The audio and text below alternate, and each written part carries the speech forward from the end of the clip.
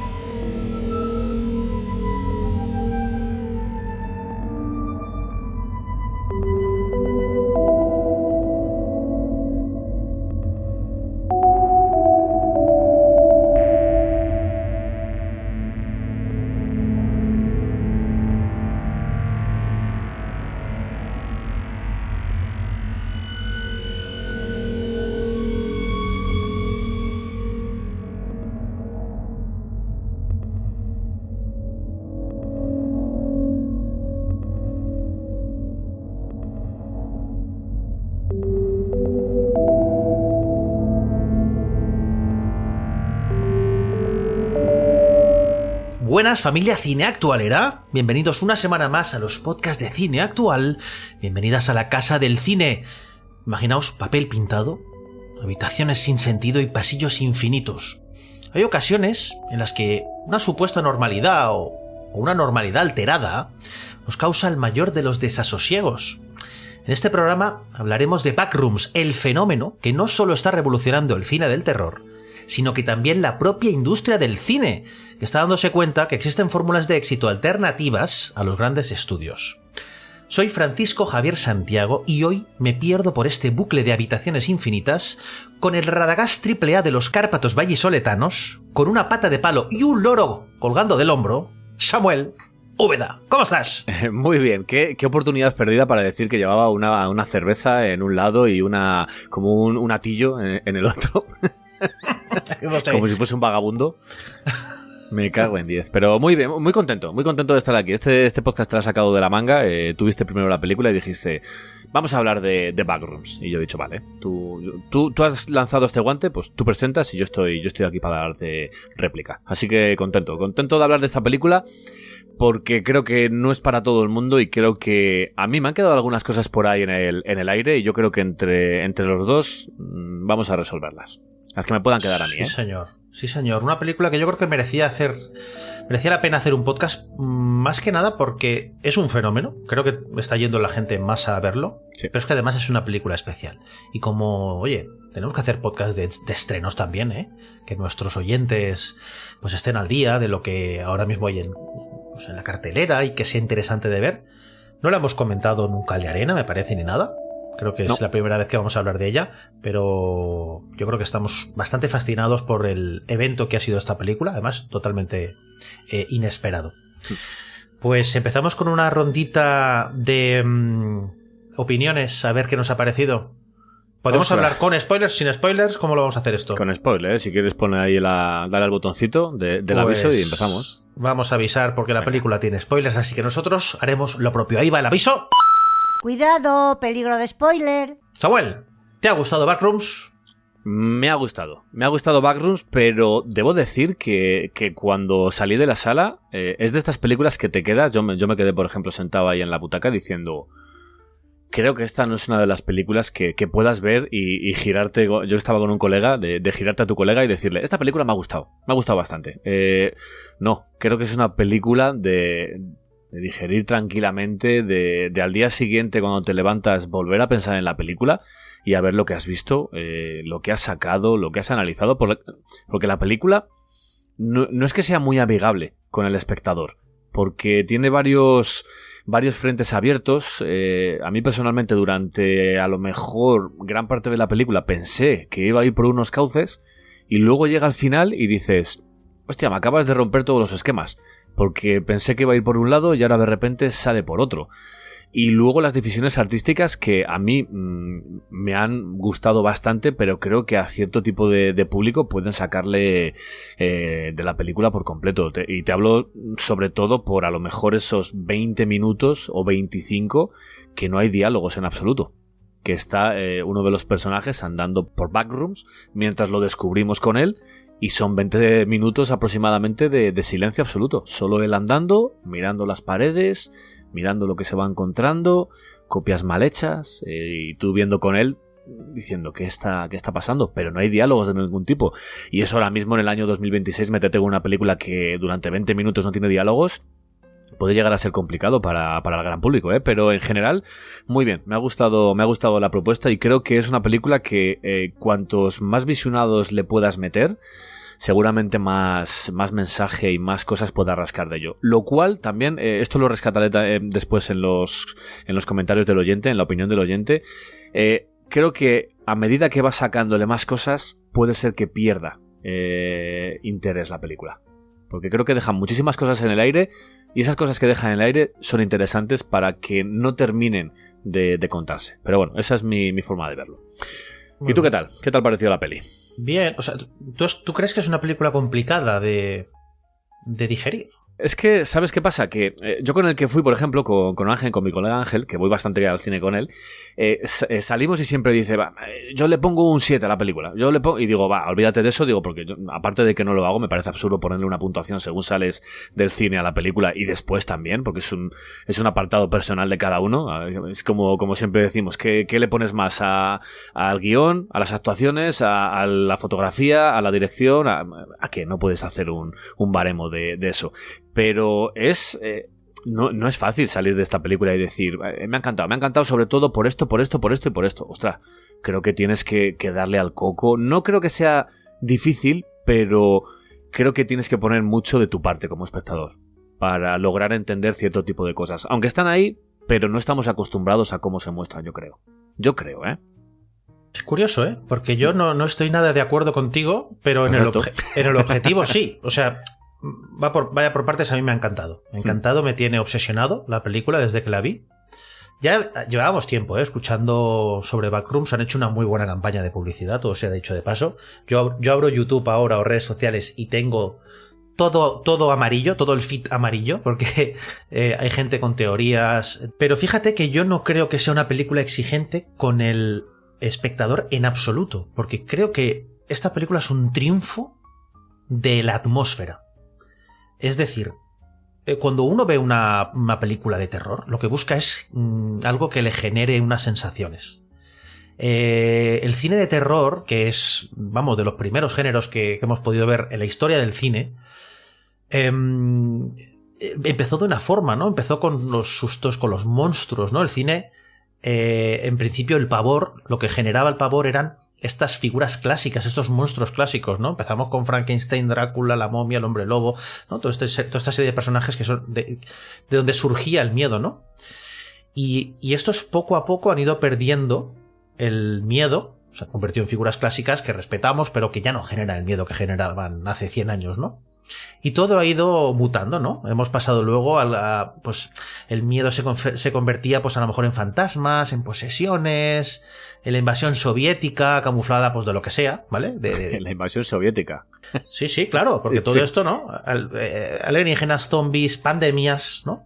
Luego vino el horror gótico, invasión del hogar, asesinos en serie, sectas, cultos, ciberataques, ¿no? Todo esto es lo que se va convirtiendo en el terror, ¿no? Y cada vez que se usa un género, se va perdiendo el efecto. Esto es como el picante. Cuando comes picante, el paladar y el estómago se te va acostumbrando, ¿no? Se te acostumbra. Y necesitas cada vez más picante para que te haga efecto, ¿no? Cuando ya crees que nada te puedes generar sensaciones a nivel de terror, aparece Backrooms y te vuelve a generar una chispa, que es lo que me ha pasado a mí. A mí me ha vuelto a resucitar, ya no tanto el miedo, ¿no? Pero sí esa inquietud que busca constantemente la película. Y en ese aspecto para mí me ha dejado fascinado, porque es algo que yo creo, no voy a decir que el director Kane Parsons haya revolucionado el género, pero sí que creo que lo ha evolucionado. Fíjate lo que te digo. Creo que ha cogido los tropos, el estilo, los tópicos del género, la esencia, y ha buscado una nueva forma de a partir de lo que ya estaba establecido, de crear algo diferente que fusiona dos medios, como son el cine y internet, incluso también te diría el mundo de las grabaciones domésticas, ¿no? Y películas que ya hemos visto de este tipo de found footage, ¿no? Que es estas películas de metraje encontrado, de alienígenas, dimensiones desconocidas y corporaciones también y tal, ¿no? Que me recordaba incluso las grabaciones de Perdidos, ¿no? De Dharma. Esas grabaciones que veías ahí y decías, hostia, esto es chungo, ¿no? O tantas otras películas. Y lo ha mezclado incluso algo, lo ha convertido en algo incluso Lovecraftiano, ¿no? Que hay gente detrás que nos controla y hace cosas fuera de nuestro control. A mí me ha fascinado en ese aspecto. Que me haya dado cosas nuevas, que me haya provocado sensaciones que o tenía olvidadas o ya creía que no iba a recuperar. Te digo, fíjate, lo de a lo mejor el espectador medio. No sé cuándo la viste tú, no sé si la viste en la fiesta del cine o... Sí. Sí. ¿Había mucha gente en la sala? Sí, para ser una versión original, sí. Sí, no, yo la vi en castellano, estaba petadísima la sala, pero es verdad que cuando terminó la película es de esto que te ves cómo se levanta la gente y ves los suspiros de para lo que nos hemos... ¡Ostras!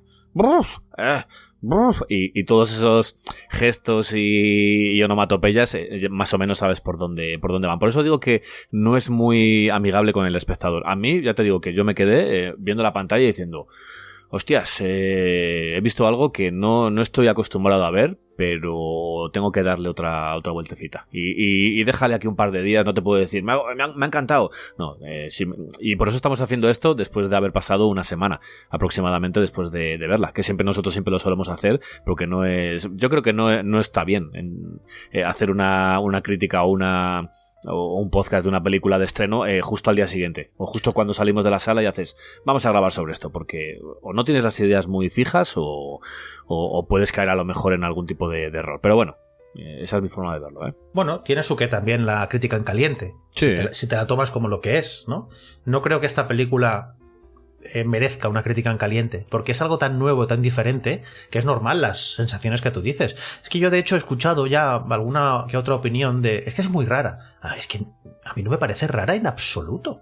Plantea un tema muy claro, deja cosas abiertas que debe o sea, de hecho hay conceptos que no tienes que entender. De hecho, si has entendido algo o lo crees, probablemente no hayas entendido nada. O sea, la gracia de la peli creo que está en las sensaciones que te genera el no conocer algo que crees que conoces. Pero eso a la mayoría de gente, cuando tú le dejas algo en el aire y dices, joder, míramelo, explícamelo. Correcto. Tengo la necesidad de que me cuentes esto, ya que estoy viendo tu producto o tu película, cuéntame qué es lo que está. Pero claro, yo entiendo que no tienes por qué contárselo a todo el mundo, y si has querido dejar tu historia muy abierta para que le des tú al coco, oye, chapo por ello. A mí me encanta también, ¿eh? Sí, pero yo creo que ese es el peor de los males de cualquier medio, literario, cinematográfico, claro. Porque... a ver, Twin Peaks, que es una serie muy extraña, muy críptica, y la tercera temporada que hizo David Lynch aún lo es más. Cuando tú ves realmente lo que quiso hacer Lynch con su Twin Peaks, era una crítica de cómo consumimos hoy en día el audiovisual, donde queremos respuestas rápidas y una vez las obtenemos nos olvidamos de ese producto inmediatamente. Y el planteamiento de Twin Peaks era quién ha matado a Laura Palmer, ¿no? En cuanto se supo quién mató a Laura Palmer, la serie perdió interés automáticamente. Luego hizo en El Retorno, le dio un giro al tema, ¿no? Entonces, quedarse con dudas no significa que no hayan sabido resolver algo o que no supieran cómo o no tuvieran idea de qué tienen entre manos. No. Significa que el objetivo está en quedarse con dudas para luego generar debates. De hecho, me he puesto a navegar por YouTube estos días y he encontrado teorías. Siempre dicen los directores y autores de una obra, dicen, toda interpretación es válida, ¿no? Bueno, no. No, porque si la película la ves despistado, con los ojos cerrados, o estás a otra cosa, salen teorías como las que he visto por internet, ¿no? Que yo estaba viendo alguna teoría que digo, ¿pero qué dices? Luego miras los comentarios y la gente dice, ¿pero tú has visto la película o qué estabas haciendo? A lo mejor se ha bajado otra versión. No sé. Un telerribo o algo de eso, sí. Claro, o sea, partes de unos planteamientos que son completamente incorrectos, que no se han dicho en la película, que son contrarios a lo que pasa en la película. Entonces, aunque sean incorrectos, es gracioso meterse en el debate de vamos a generar teorías, ideas o explicaciones a lo que pasa. Es lo curioso, lo divertido, como estamos tú y yo charlando, ¿no? Oye, yo creo que esto pasa por esto. Y a lo mejor los dos tenemos razón, o ninguno de los dos, o uno sí y el otro no. ¿Vale?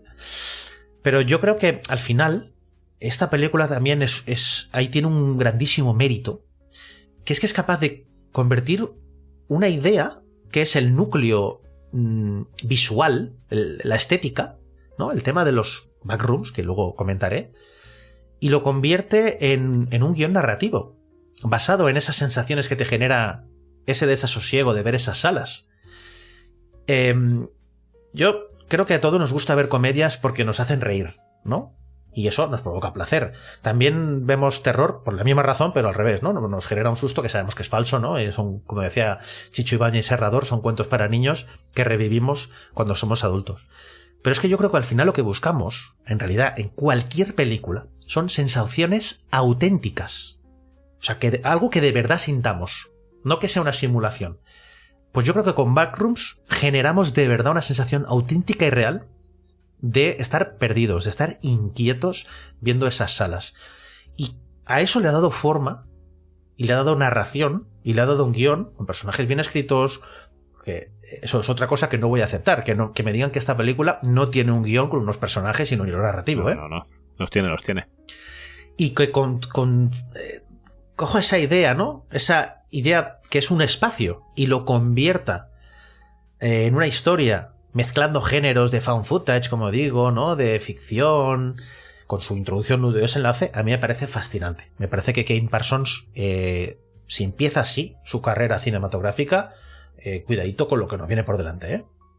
Sí, porque como bien dices, a lo mejor el acabado visual es lo que seguramente más marque la película, porque tiene un acabado visual espectacular, con lo poco que ha costado. Ya hablaremos después de lo que ha costado, pero es verdad que fusiona varios géneros, como bien dices, del found footage, pues la ciencia ficción, por supuesto, que está ahí, aunque no lo parezca, y lo hace muy bien.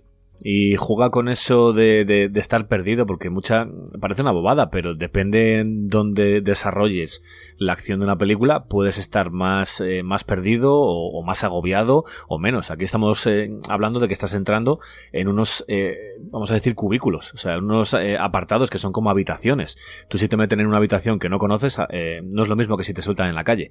Te sueltan en la calle, estás en un territorio mucho más abierto y seguramente no tengas esa sensación de estar atrapado. Pero si te meten en una habitación que tiene 4 paredes y solo tiene una salida, estás automáticamente jodido. Y es ahí cuando empieza ya el temor, el terror, todo se mueve, hay sombras, hay sonidos, que aquí juega un papel muy importante también el sonido en la película, y te genera sensaciones que están muy bien, como bien dices, ¿sí? Y esto es como, o sea, como digo, no se ha inventado nada, Parsons. Lo que pasa es que coge la esencia de, por ejemplo, una historia mitológica como la del Minotauro y el laberinto. En realidad, ¿dónde está el malestar real? ¿En el Minotauro o en el laberinto? ¿No? En las dos. En las dos. Yo diría, está jodido. Claro, está en las dos, pero oye, no sé, a mí a lo mejor me da más mal rollo esas salas. Me estoy acordando, por ejemplo, de la tercera temporada del Juego de Calamar, donde hay un momento que también van por una especie de pasillos, es un laberinto al final, ¿no? Techos bajos, papel pintado en las paredes, nos genera una opresión y al final estamos inquietos y, como digo, una sensación real de asfixia, ¿no? De, oye, ¿esto qué es? Porque estamos cerrados. Y creo que eso se contrapone muy bien con otro género como es el American Gothic. Entendido el American Gothic como esa contraposición a la naturaleza del ser humano, o esa vuelta a la naturaleza. Yo creo que el máximo exponente es La Matanza de Texas, salir de la urbe para irse al pueblo, ¿no? Y ver que hay zonas rurales donde pues estamos desprotegidos, ¿no? Y lo hemos visto recientemente, por ejemplo, con X de Ty West y con In a Violent Nature, película a la que le dedicamos un podcast. Creo que es la contraposición perfecta, porque mientras que en A Violent Nature tú ves esos espacios abiertos del bosque, oyes los pajaritos, la hierba, el viento, y sientes también un desasosiego, no tiene nada que ver con el que sientes viendo una película como esta, de Backrooms, porque a ti te generaba mal rollo en esas salas. A mí, en ciertos momentos sí, y en otros no. O sea, en ciertos momentos de descubrimiento puede ser que no, pero en cuanto empiezas a escuchar sonidos raros, ahí ya empieza lo jodido. Fíjate que cuando salí te mandé un audio y digo, había momentos en los que me recordaba, por ejemplo, a Cube. Sí. De decir, tenemos que ir hacia adelante y lo que nos vamos a encontrar o en la siguiente sala o más adelante puede ser peor que lo del anterior o totalmente distinto o que no pasa absolutamente nada. Por eso me recordaba a Cube, pero también me recordaba a La Celda. Una película donde es todo bastante onírico, te metes en la mente y demás, y yo pensaba que iba por un lado, luego por otro, y al final, claro, te vienen pequeños flashes de diferentes películas, depende de las que hayas visto también, y te van dando diferentes sensaciones. Pero sí, a veces que estaba con más miedo y otras no tanto. Es que yo creo que lo que genera miedo es no saber qué te espera a cada giro de esquina. Claro. Cada vez que la cámara gira de esquina con el protagonista o un personaje que esté metido en esos backrooms, nos sentimos nerviosos por ver qué hay. De hecho, hay una escena, ¿no?, mítica donde al final hay una silueta, ¿no?, que es un hombre de Cromañón ahí, o no sé qué es, ¿no? Sí. Que al final no resulta ser nadie, ¿no? Pero yo creo que el tema, lo que nos genera dentro es que todo ese complejo, todos esos pasillos, son salas suficientemente familiares, porque se parecen oficinas, pero a la vez son lo suficientemente diferentes de lo habitual para crear ese desasosiego. Tú ver unas oficinas sin nadie y sin muebles, tu cuerpo está diciendo, ¿cómo es que aquí no hay gente si esto debería estar lleno de gente, ¿no? Y de la misma manera, cuando empiezas a ver muebles que no están como tocan, ¿no? Eso es el colmo, ¿no? Pero creo que esa cercanía a la realidad, pero a la vez no, es como el valle inquietante, ¿no? Cuando vemos una generación hecha por ordenador demasiado parecida a lo humano, pero que sabemos que no está. Nos genera más inquietud ver un CGI chusquero de principios de los 2000 que un dibujo animado de un Mickey Mouse, ¿no? Sí, fíjate que es lo mismo que cuando a lo mejor tú te vas a cualquier ciudad y dices voy a hacer turismo y voy a entrar en las iglesias. Esta iglesia es así. Esa misma iglesia la visitarías de la noche y estarías igualmente de motivado para hacerlo tú solo, y haces, seguramente no. Sí. Y es el mismo edificio, pero hay otros componentes como la oscuridad, como los sonidos, como las sombras, y eso es lo que te genera mal rollo. Sí, pero sí. Ahí está la oscuridad, y eso es atávico. O sea, el miedo a la oscuridad, eso no tiene vuelta de hoja. Si tú vas a un sitio de noche, estás jodido. Se impone el miedo a la oscuridad, a estar desprotegido frente a los depredadores. Eso sí que lo tenemos ahí en el bulbo raquídeo instalado, en el ADN, de hecho. Pero aquí hay luz, de hecho hay muchísima luz. De hecho el sonido que reina es el zumbido de los fluorescentes, ¿no? Pero es que aquí el cambio es que hay luz. Esto es como cuando hablábamos de quién puede matar a un niño, ¿no? Terror a plena luz del día, o Midsommar. Sí, o Midsommar, sí. Aquí hay otra cosa que nos está molestando, que nos está generando algo en el cerebro, tocando una tecla, que es ese desorden de algo que en principio debería estar ordenado. Y a mí es lo que me fascina de esta película. Como digo, es el triunfo absoluto de la atmósfera. Y lo que me flipa es que Parsons haya sido capaz, como digo, de coger... O sea, es un tío que en internet, luego comentaré lo que ha hecho, ya triunfó. Y en el medio cinematográfico, que tiene diferentes reglas, diferentes estímulos para el espectador, también. Y ha sabido traducir entre medios. O sea, es un tipo que tiene muy claro qué es lo que nos activa ese componente del miedo. Y a mí eso es lo que me tiene muy muy loco con la película. Y no saber realmente a ciencia cierta qué está pasando. Porque fíjate, has mencionado Cube, ¿vale? Cube, que por cierto también le hemos dedicado un podcast que os animamos a escuchar. Nos pusimos ahí filosóficos. Yo no creo que sea Cube, porque en Cube las salas son cambiantes, nunca sabes qué te vas a encontrar. Aquí no hay nada cambiante. Esto no es una trampa. Si te das cuenta, las salas no se mueven. Y la salida siempre está en el mismo sitio, ¿eh? La salida no se tapa. O sea, tú puedes volver siempre. Sí, eso sí. Sí que es verdad que tienes un minotauro, ¿no? Que tienes un bicho que te va siguiendo. Vale. Pero en principio, tú, si conoces el camino, si te has guiado, puedes volver y de ahí sales, ¿eh? O sea, no se te ha cerrado una puerta. En Cube no puedes salir. Y ahí ya creo que eso diferencia mucho. Desde que has dicho el Minotauro, tengo en la cabeza el laberinto del Minotauro de Humor Amarillo. Sí, no, ya no me lo voy a quitar en todo el episodio. El laberinto del Chinotauro. Del Chinotauro. Como les ponía la mano con todo lleno de hollín. Pero fíjate que hay una película después de Cube, que es Cube 0, que es la tercera película de la saga, donde lo que hacía era explicar qué había detrás de ese cubo, al menos en parte, ¿no? Y eso le quitaba toda la gracia a la historia. Claro. Por eso te decía que en cuanto sepamos mucho más de la historia de Backrooms, puede ser que vaya perdiendo fuelle. Ahí está. Entonces yo creo que ese desconocimiento que tenemos, ese desorden también, nos genera una incomodidad de estar en terreno desconocido, que yo creo que nos pone alerta y esa sensación es inequívoca. O sea, esa sensación que tienes es real. Entonces la gente puede salir con la idea de qué cosa más rara he visto, pero en realidad lo raro es cómo se han sentido ellos. Sí, si han entrado en la película, claro. Si no han entrado, no. Y yo creo que es el grandísimo triunfo de Backrooms. ¿Quieres que te explique un poquito de dónde viene todo este fenómeno? Porque esto ahora... Lo estoy deseando. Ahora viene un salto generacional, amigo. Ya eso sí que no estamos muy... Estamos jodidos ahí también. Pero es necesario, ¿eh? Yo, fíjate, podía haber indagado un poco más a ver en lo que era todo lo que vas a hablar ahora, pero he dicho a que me lo expliquen. Claro. Sé más o menos por dónde van a ir los tiros y conozco más o menos el género y cómo nació y tal, pero creo que me va a sorprender esto. También. Es que claro, aquí hay mucho de cuándo has nacido. Samu y yo somos de los 80, sí, y todo esto nos ha pillado un poco lejos. Probablemente a alguien que ha nacido en los 90 le empieza a sonar menos raro, y probablemente alguien que ha nacido en los 2000 esté bastante familiarizado con esto. Y es que todo se basa en un concepto que a lo mejor habéis estado escuchando últimamente, que es el creepypasta, ¿vale? Creepypasta, que es una palabra muy extraña, que en realidad lo que define es, por internet se han propagado una serie de historias de terror, habitualmente, que se han propagado por los canales que proporciona internet, es decir, desde los inicios en foros, blogs, redes sociales, YouTube, ¿vale? Etcétera, etcétera. Y esas son extendidas en estos formatos bajo el velo de leyendas urbanas, de historias reales que van de boca en boca, como las leyendas urbanas que todos conocemos de la Niña de la Curva y otras tantas, ¿no? En nuestra generación. Todo esto empezó en los 2000, claro, con la edad de internet, ¿no? Antes no pudo.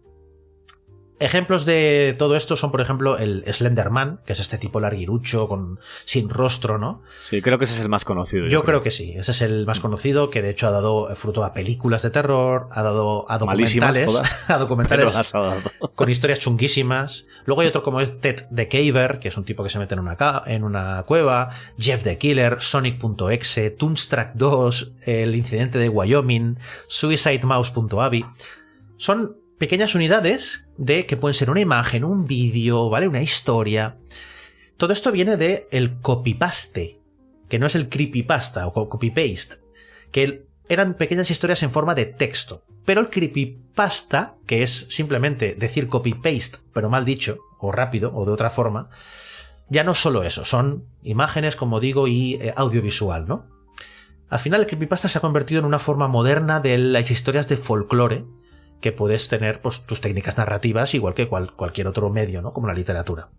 Pero habitualmente se basan en relatos en primera persona, mezclado con trocitos de información auténtica, lo cual hace que puedas creer que es algo auténtico. Todas son de horror, todos estos creepypastas, a diferencia de los copypastas, estos que digo, copy-paste. Y al final se ha establecido como la forma de generar historias de miedo por internet, ¿vale? Todo esto ya os digo, si habéis nacido en los 80 o antes, probablemente ya os suene raro todo esto, ¿vale? Dentro del mundo de los creepypastas existe uno que es el de los backrooms, ¿vale? Que es, ya nos metemos en el tema de la película. Y es que todo esto empieza siempre porque alguien pone una imagen aquí, un texto allá. Y es que los backrooms es un lugar ficticio inventado en el año 2019, fijaos, hace muy poco tiempo, en un sitio llamado 4chan, ¿vale? Y ahora es cuando llega la otra explicación de qué es 4chan, ¿no? Porque eso me imagino que sí que lo conocerán, igual que conocen Reddit y demás, pero bueno, eso le puede sonar más. Sí, bueno, vamos a ver si a nuestros oyentes les suena que nos lo digan, porque yo obviamente 4chan es sitios que a veces visitas, pero que yo creo que habrá mucha gente que está muy fuera de esto, ¿no? 4chan es una web que es como una especie de un tablón de imágenes en inglés, ¿vale? Que está desde 2003, donde la gente pone imágenes y las comenta, simplemente.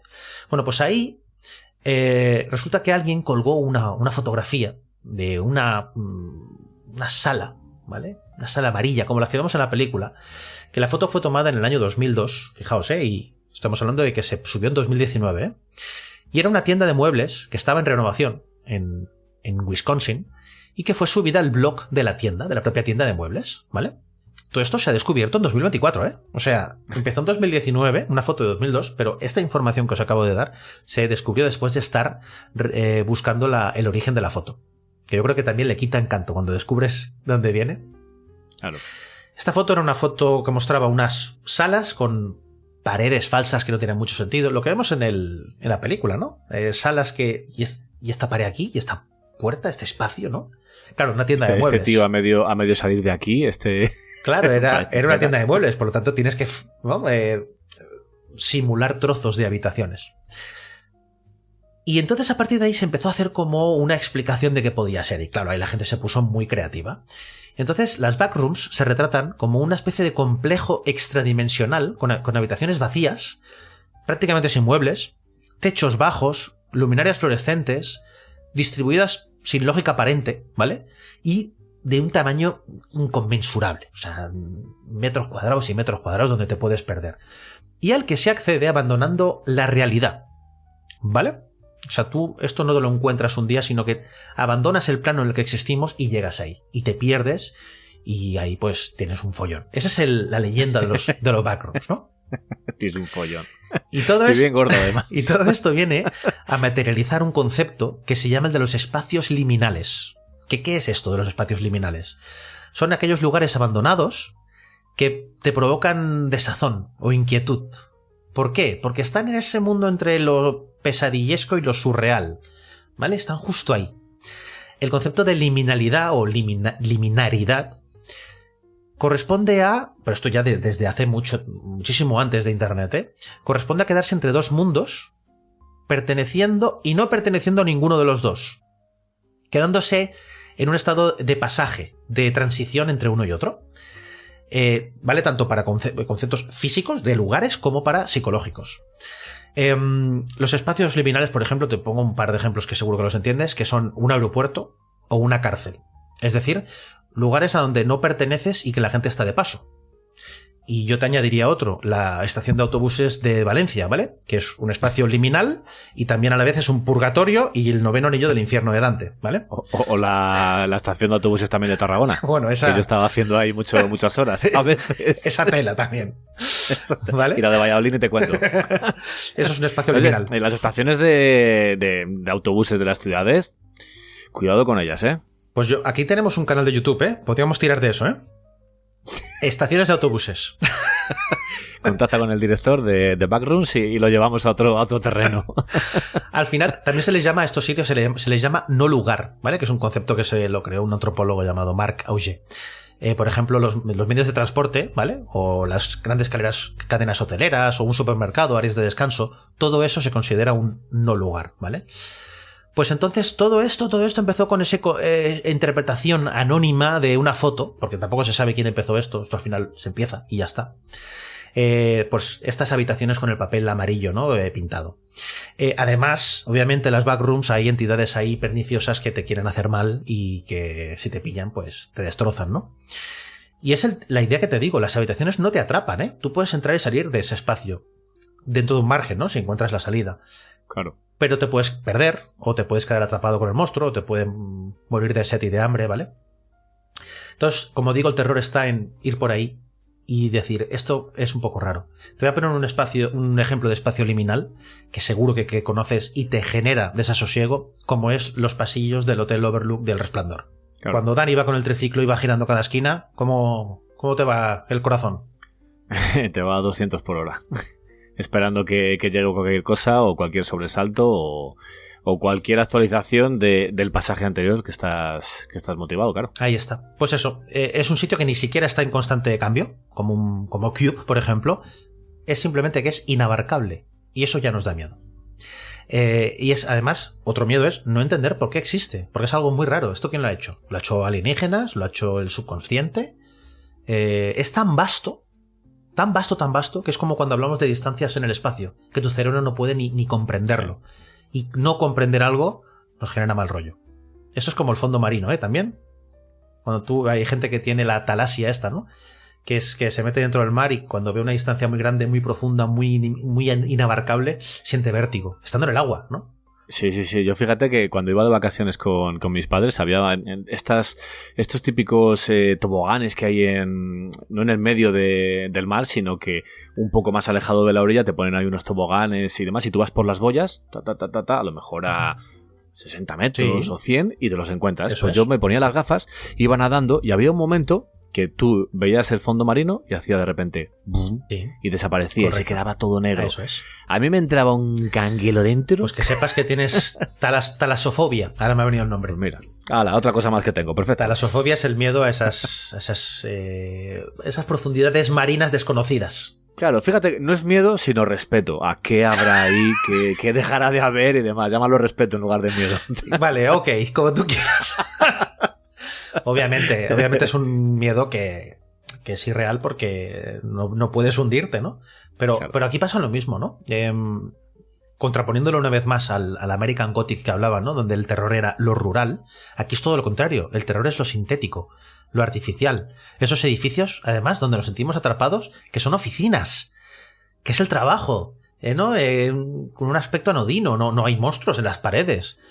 Y esto se contrapone a espacios abiertos de naturaleza, del fondo marino, variedad de colores, de formas. No, aquí es todo el rato lo mismo, recto todo. Y me encanta cuando ves la forma que le ha dado Parsons en esta película, donde ves ya espacios. Hay un momento cuando bajan el famoso túnel donde se pone la cuerda atada. Sí. Y cuando están abajo, que ven toda esa ropa sucia y tal, hay un momento que mira hacia arriba y ve un pasillo de forma vertical emulando un pasillo horizontal. Eso me dejó... O sea, me dio eso mal rollo que el propio monstruo, ¿no? Y es que vas llegando a estancias que te pueden resultar conocidas, porque hay un momento en el que cuando llega, por ejemplo, a el árbol de Navidad, que aparece ese maniquí intentando medio apuñalar, medio no, te puede resultar conocido eso, el árbol de Navidad, pero luego vas a una zona donde hay una especie de piscina. Hostia, luego te vas a otra donde hay... Claro, pero fíjate, yo en el momento en el que estabas hablando ahora del montón de ropa, que ves que la misma camiseta que lleva el protagonista está ahí tirada y tu cerebro empieza a decir, vale, aquí hay viajes en el tiempo, no hay viajes en el tiempo, claro, tu cerebro va más rápido que lo que estás viendo seguramente. Y dices, vale, ¿esto qué cojones me estás contando aquí? Sí, es que está muy bien montado. Muy bien montado el tema que todo nos resulte familiar, pero conforme nos vamos adentrando realmente en ese laberinto, hay cosas que tienen peor explicación. Porque una sala con muebles apilados la entiendo. Lo que no entiendo es un pasillo que suba a una puerta de 1 metro cuadrado o una escalera que suba y que hay una puerta que esté en el techo. Eso no tiene ningún sentido, ¿no? Imagínate, fíjate, igual puede ser que no hace falta que te respondan todo o que te quieran contar todo, porque posiblemente la respuesta sea todavía más perturbadora o más fuera de lugar o más terrorífica que lo que ibas a encontrar en un principio. Así que quédate donde estás y deja de buscar. Por eso me encanta la explicación que se le da en la película, porque se le da... Cuando aparece el científico, no se explica nada y se dice de forma honesta, esto no lo hemos encontrado por casualidad y no sabemos qué es, no entendemos absolutamente nada, pero sé que es lo más importante de la historia de la humanidad. Y si adivinamos aunque sea un 1%, daremos un salto evolutivo, pero necesito saber qué está pasando. Fíjate, lo que siente el científico es lo que sentimos nosotros. Necesito saber, pero no tiene explicación. Claro. Y la otra explicación que hay es la interpretación de la gente que está perdida dentro, que me encanta, que es la de, esto es como si quieres dibujar un perro, ¿no? Y te han explicado lo que es un perro y lo quieres hacer de memoria. ¿Qué vas a hacer? Pues eso. Perro con 3 patas, el morro más chato de lo normal, los 2 ojos a un lado como un besugo. Me encanta la explicación del perro y dibujar algo de memoria. ¿Tú serías capaz ahora mismo de dibujar o hacer en un programa de ordenador un recuerdo de cuando tú tenías 3 años? Buah, chaval. Es que es esto lo que explican, según la interpretación de los protagonistas, que son los backrooms. Claro. O un sueño. Y yo ahora te añado una cosa. Fíjate que a mí esta película me ha impactado mucho porque yo creo que todos tenemos sueños recurrentes, ¿no? El de volar, el de caerse, el de quedarse sin voz, el de estar en pelotas delante de... Esos son típicos, ¿no? Yo algunos de estos que he dicho los tengo, pero hay uno que he tenido de forma recurrente, pero no muy habitualmente, lo habré tenido alguna vez en mi vida, que es en el que yo vivo en una casa bastante grande, pero que un día descubro que la casa es muchísimo más grande porque hay una puerta oculta, una pared, una zona en la que yo no he estado jamás. Y es mi casa, yo vivo ahí. Y esa zona es enorme, es inabarcable. Me doy cuenta que mi casa tiene una extensión y eso me genera bastante nerviosismo. Yo la mía es entrar en una... tengo el recurrente de entrar desnudo o con el gallumbo en una tienda cualquiera. Siempre suele ser una que tengo debajo de casa, que es muy pequeñita, es como un ultramarino, pero muy, muy pequeñita. Y entro ahí y se me juntan dos cosas, que no puedo hablar, ni puedo gritar, ni puedo hacer nada, porque hablo, pero no sale nada. Y otra que tengo los ojos súper cerrados, como si los tuviese pegados con loctite, y no puedo abrirlos. Y se me junta absolutamente todo. Estoy ahí que como si no estuviese. Pero estoy porque me preguntan y tal, pero no puedo hacer absolutamente nada. Y no sé ni cómo llego a casa otra vez ni nada. Me imagino que me despertaré y diré, soy un normal y aquí estoy otra vez. Mira, en Matrix le pasa eso, que te cierran la boca y no puede ver. Exactamente. Sí, señor. Sí. Bueno, son miedos que tenemos ahí. Yo creo que los backrooms responden un poco a eso. Fíjate, si yo tengo este sueño, lo he tenido diferentes veces en mi vida. Aquí ahora los que interpreten los sueños tendrán algún tipo de interpretación. Bueno, tú tienes un sueño recurrente que es bastante más terrorífico que todo eso. Ese es muy chungo, el del cojín. Pero eso cuando tengo fiebre. No, el del cojín no. El que te falta un examen y llegas tarde. Bueno, sí, pero ese ya hace mucho que no lo tengo. Pero sí. Ese ya no. Hostia, superado. Un miedo superado, sí, mira. Que me plantaban y me decían, chico, venga, hacer el examen de todo el curso. ¿Cómo? Si no he asistido en ningún día. Y yo no sabía que tenía examen. No, hacerlo. Eso lo hemos tenido todos en la universidad, pero luego cuando tengo fiebre sueño con un cojín, que lo arrugo y lo extiendo. Ese me viene siempre. Una cosa rarísima. Pero ya te digo, aquí esta historia lo que está es haciendo surgir pues unos miedos que debemos tener todos. Yo estoy seguro que nuestros oyentes habrán tenido cosas parecidas a estos backrooms. No digo los backrooms, pero esta idea de un espacio inabarcable. Que nos lo dejen ahí en comentarios. Aunque sueño recurrente o backroom propio que tenga. Algo que tenga que ver con espacios, donde el espacio es el que genera el desasosiego. No hace falta que sea miedo, porque yo miedo tampoco tengo con estos sueños, pero es una sensación inquieta. No es pavor ni nada parecido. Y todo esto de los backrooms, además, se mezcla con el horror analógico, ¿vale? Estoy haciendo un esfuerzo por no usar los términos ingleses, que ya sé que, como nos dijo Elodie Mellado de Filmin, hay que intentar evitar los anglicismos. Sí. Hay que decir material... Tenemos un castellano muy rico. Bueno, claro. Hay cosas que no se pueden traducir, pero, por ejemplo, yo intento siempre que puedo, decir material encontrado en vez de found footage. Lo que pasa es que found footage casi que es más conocido, ¿no? Sí. Pues el horror analógico se basa al final en utilizar estas herramientas sintéticas pues para hacer como grabaciones de VHS, ¿no? Material que estaba encontrado. Es una mezcla entre el found footage y el horror analógico. Y además esto lo que hace es facilitar la distribución de lo que se crea. Porque estamos hablando de que tienes un Blender, ¿no? Un programa para hacer representaciones digitales y la distribución de YouTube. Y sin inventar nada, tú ya tienes un producto lanzado. Te pongo un ejemplo de una película que hizo algo así.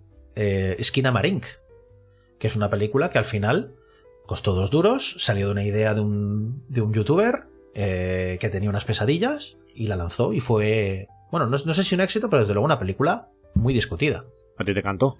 Yo la detesto. Me parece todo lo que no es Black Mirror, iba a decir, Backrooms. Por cierto, bastante Black Mirror, también todo esto, hablando de esto. Sí, bebe mucho de ello. Vale, entonces tenemos el concepto de los creepypasta, tenemos el espacio liminal o los backrooms en sí mismo, pero claro, de repente llega un youtuber, que es Kane Parsons, y dio forma a la leyenda urbana, que tenía forma de creepypasta, para hacer una serie llamada Backrooms. ¿Dónde se puede ver esa serie? Pues en YouTube, ¿vale? Hablamos del año 2022, hace 4 días, ¿sí? Este youtuber estadounidense resulta que coge y a principios de 2022 empieza a publicar pequeños episodios hasta formar un total de 24 episodios de esta serie llamada Backrooms. 24 episodios. ¿Cuánto dura cada episodio? Ahí justamente iba a explicar eso. Los episodios son algunos que duran 30 segundos y hay uno que dura, por ejemplo, 45. O 3/4 de hora, más o menos. La mayoría duran 2-3 minutos, alguno dura 10. Son cosas muy cortitas. no es solo la duración variable, sino que el formato de los propios episodios. Yo la he visto, por cierto, bastante curiosa, y es para ir viéndola y sentirte un poquito regular cuando la vas viendo, ¿no? La serie al final lo que hace es explorar el concepto como si se tratara de material encontrado, de este found footage que hablábamos, y que fuera de los 90. Fíjate que es un tipo que ha nacido en los años 2000, de hecho en el año 2005, que por cierto, en el momento que estamos grabando, es el último día que tiene 20 años este señor, que se está repitiendo constantemente que tiene 20 años y tiene 20 años. Mañana Samu cumple 21. Kane Parsons, que lo sepas. Felicidades. Este podcast llegará como regalo de cumpleaños. Exactamente. Ya sabéis cuándo lo hemos grabado, entonces. Si miráis la fecha. Entonces, estas grabaciones se tratan como si fuera un experimento fallido de una corporación financiada por el gobierno de Estados Unidos y que, sin querer, crea un portal a una dimensión, o una dimensión de dimensiones, no sé muy bien cómo llamarlo, que es estas backrooms, que tienen como objetivo ser usadas para almacenamiento o para solución a la falta de vivienda. Y todo esto se ven en vídeos como corporativos, como si los hubieran hecho en los 90, que por eso me recuerda muchísimo a Dharma, que en esos vídeos explicativos, ¿no? Como esos vídeos creo que hemos visto todos cuando hemos ido a trabajar en una empresa, que te dicen seguridad laboral, ¿no? Cómo usar los EPI, cómo no sé qué, y te ponen un vídeo del año catapum. Pues esto es lo mismo. Como digo, no hay monstruos en la paredes, no hay bichos, no hay sangre. Todo lo que vemos en esta serie es conocido. Vemos paredes, pasillos, puertas y sillas, ¿vale?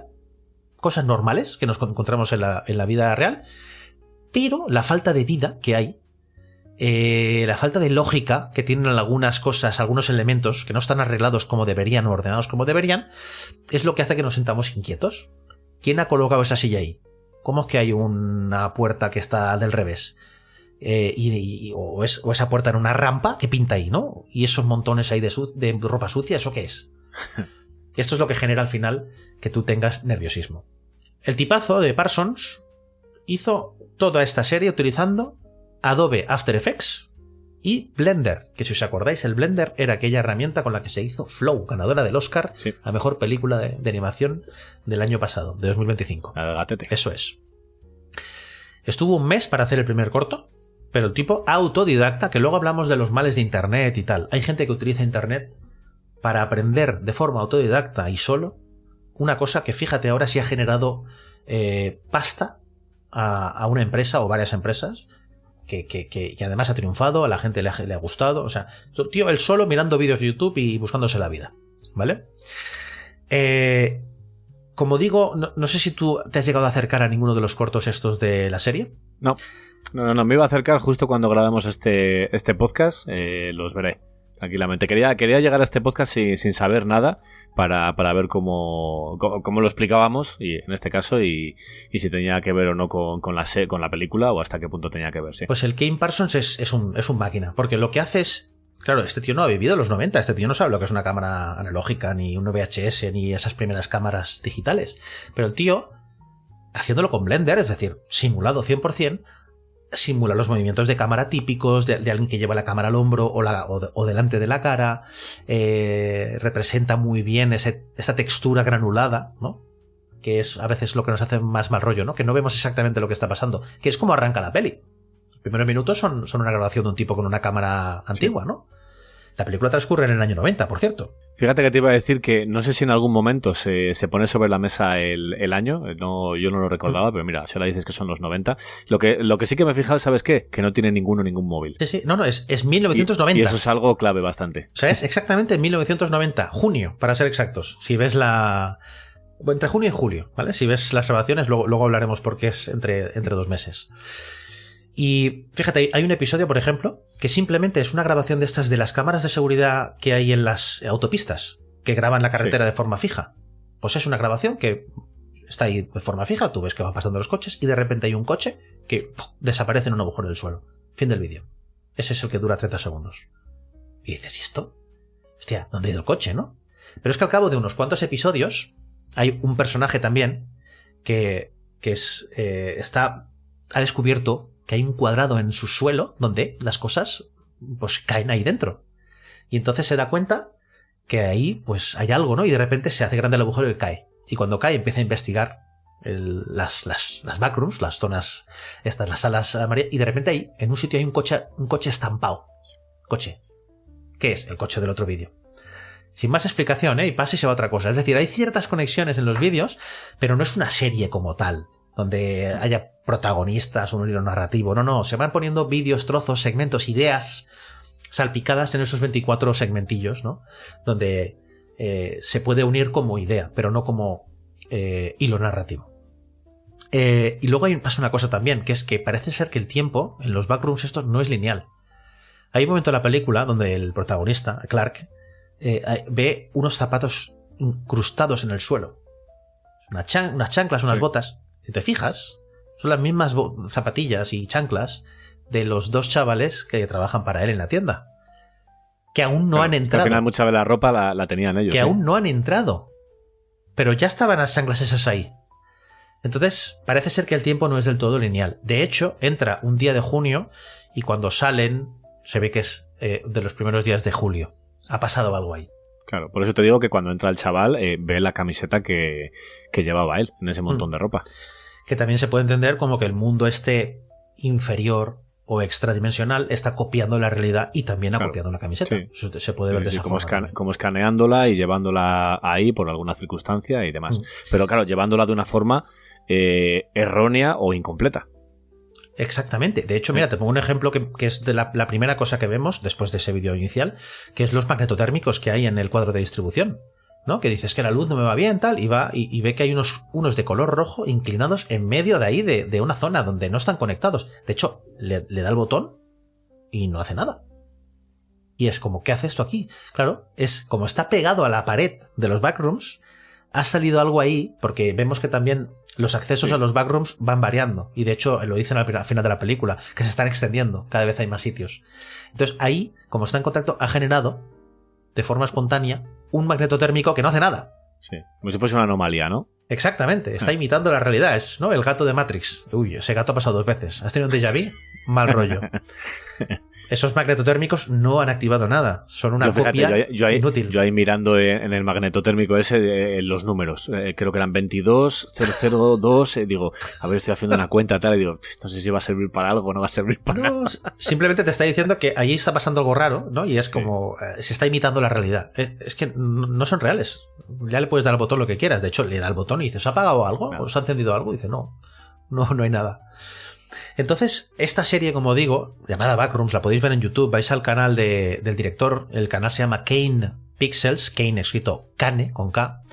Y ahí tiene varias listas. Y ahí podréis ver la serie de Backrooms, ¿vale? Pues, pero ya digo, no lo confundáis porque no tiene argumento, ¿eh? La serie, lo que sí que tiene argumento es la película, que está perfectamente definido, con sus personajes construidos, ¿vale? Para que entender por qué se meten en las salas estas y que todo tenga cohesión. Fíjate si luego esta serie ha tenido influencia, que Dan Erickson, que es el creador de Severance, la ha citado como la serie de YouTube, como una de sus influencias. Y yo creo que se ve bastante claro. Yo no he visto Severance, pero ahora que lo dices, sí. Esos techos bajos, luz fluorescente, bueno, oficina. Ese ambiente, exactamente, de oficina, ¿no? Y ya te digo, si queréis entender lo que son los backrooms de alguna forma, quedaos con la explicación que dan los personajes de lo del perro, ¿no? Es alguien que está dibujando de memoria algo, ¿no? Pues las backrooms hacen lo mismo. Está intentando imitar el mundo humano, o no se sabe quién, una consciencia, un extraterrestre, algo, y que esas condiciones que están representando y reproduciendo no tienen nada que ver con la realidad. Se parece, pero no.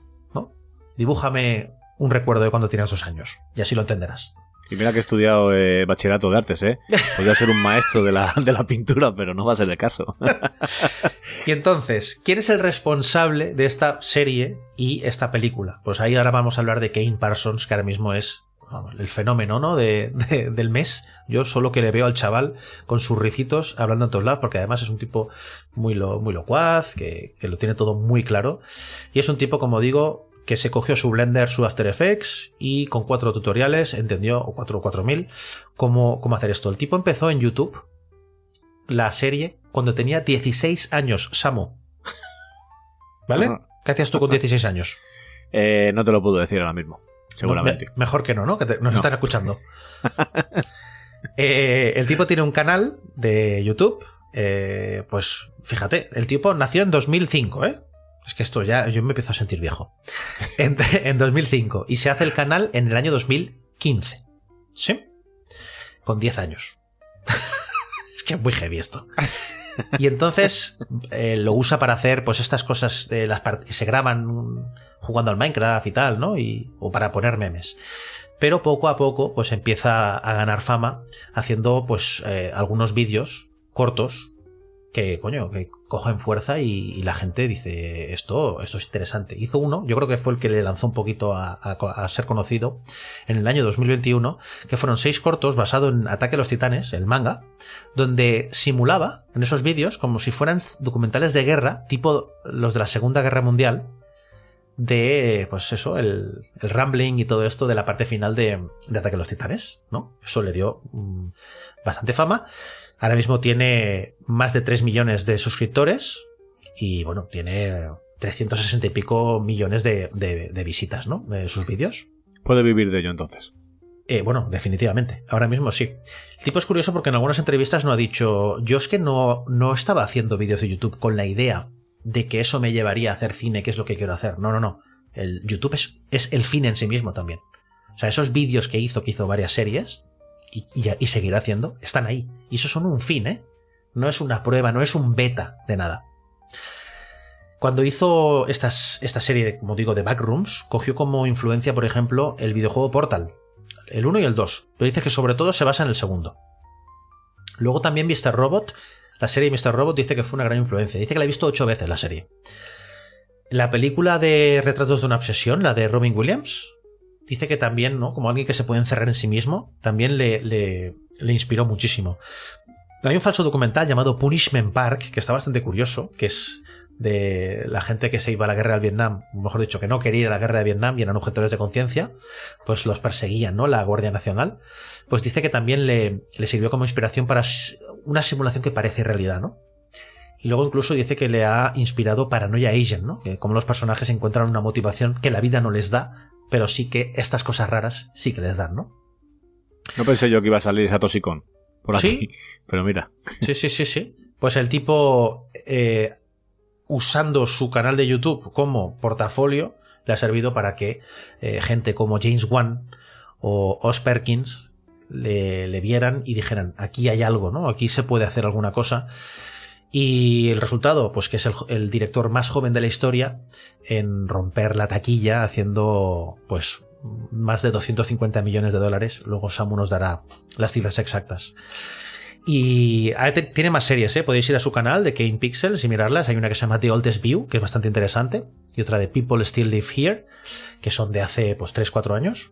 Y son siempre muy inquietantes, siempre enfocadas al terror, pero un terror es inquietante en sí, no por sustos ni por nada parecido. Bueno, pues ahí tenemos una cara nueva dentro del género de terror moderno. Que a lo mejor coge 100%. Una de estas historias que tienen 3 años, como dices, y dice, voy a darle una vueltecita. Igual que le da una vuelta a Backrooms, voy a darle una vuelta a esto. 100%, absolutamente. Y claro, como siempre pasa, si tú eres un buen ojeador, vas a encontrar un buen artista. Y en este caso, A24, que es la marca que está promocionando más esta película, pues cofinanció junto a Chernin Entertainment con $10 millones la película, con las productoras de A24, Atomic Monster, que es la de James Wan, ya sabéis, James Wan, Saw, Insidious, Expediente Warren, pero es que además, claro, siempre hablamos de James Wan como director, pero es que su carrera como productor yo creo que ya supera la de director, ¿eh? Sí, yo creo que sí. O sea, Atomic Monster ahora mismo nos estamos dando cuenta que cada vez tiene más prominencia en el cine independiente. Y también, como he dicho, produce Oz Perkins, que es la primera vez que produce una película. Oz Perkins es el director de Longlegs, de The Monkey, de Keeper, ¿no? El hijo de Anthony Perkins, del de Psicosis. Y también está Sean Levy, que es el director de Deadpool y Lobezno, de Free Guy y de Stranger Things. También hay gente que ve un poco de Stranger Things en esta película, en Backrooms. ¿Tú lo ves así? No. De todo lo que has dicho de Paranoia Agent y demás, puedo encontrar alguna similitud, alguna cosita, pero de Stranger Things, no sé, igual por el tema de los 90 y demás. Yo creo que puede ser por la nostalgia esa de tiempos pasados, sí, y por el tema de estar entre dos mundos. Pero ya, fin. Bueno, vale. Fin. En definitiva, la película se... Bueno, yo te he dicho que me recordaba a Cube, pues ya está, que le recuerde a Sí. Stranger Things, pues también, claro. Y tanto, y tanto. La película se graba en Canadá, como tantas hoy en día, que como ofrecen esa exención de impuestos, pues se está convirtiendo en una meca del cine. Y se construyó un pedazo de set enorme, con un montón de papel pintado, con un montón de moqueta, y luego había muchísima mezcla con 3D con Blender. O sea, el Blender también se ha usado para la película, que es ya la herramienta que más utiliza Parsons, y toda esta mezcla entre digital y real pues nos ha llevado a tener esta película con los padrinos que tiene, que son también los que le han promocionado esta distribución. Encima, marca A24, que también ya se ha convertido en un sello de calidad. Pues en definitiva, hace menos de un año se acabó la película y ahí no se ha llegado hasta hoy. Por cierto, en España distribuida por Elástica, que también se está convirtiendo en una distribuidora que nos trae muy buenos productos aquí a España, ¿eh? Sí. Al bueno de Kane se le han alineado los planetas y le ha venido todo en bandejita de plata, ¿eh? Totalmente. Y suerte que tenemos, ¿eh? Porque aquí hay talento, ¿eh? Sí. De momento sí. Yo me imagino que habrá alguno que dirá, bueno, pues no es tan bueno. Bueno, pues ponte con Blender y con After Effects, tú. Por tu cuenta, ¿eh? Por tu cuenta. Y empieza a enviar emails. Pues eso es la historia de cómo se ha hecho la película. Y antes de hablar de los actores, yo es que estoy seco de tanto hablar de Backrooms. Venga, te quieres tomar una agüita, ¿no? Déjame tomar una agüita y volvemos y os explicamos un poquito del reparto. Venga.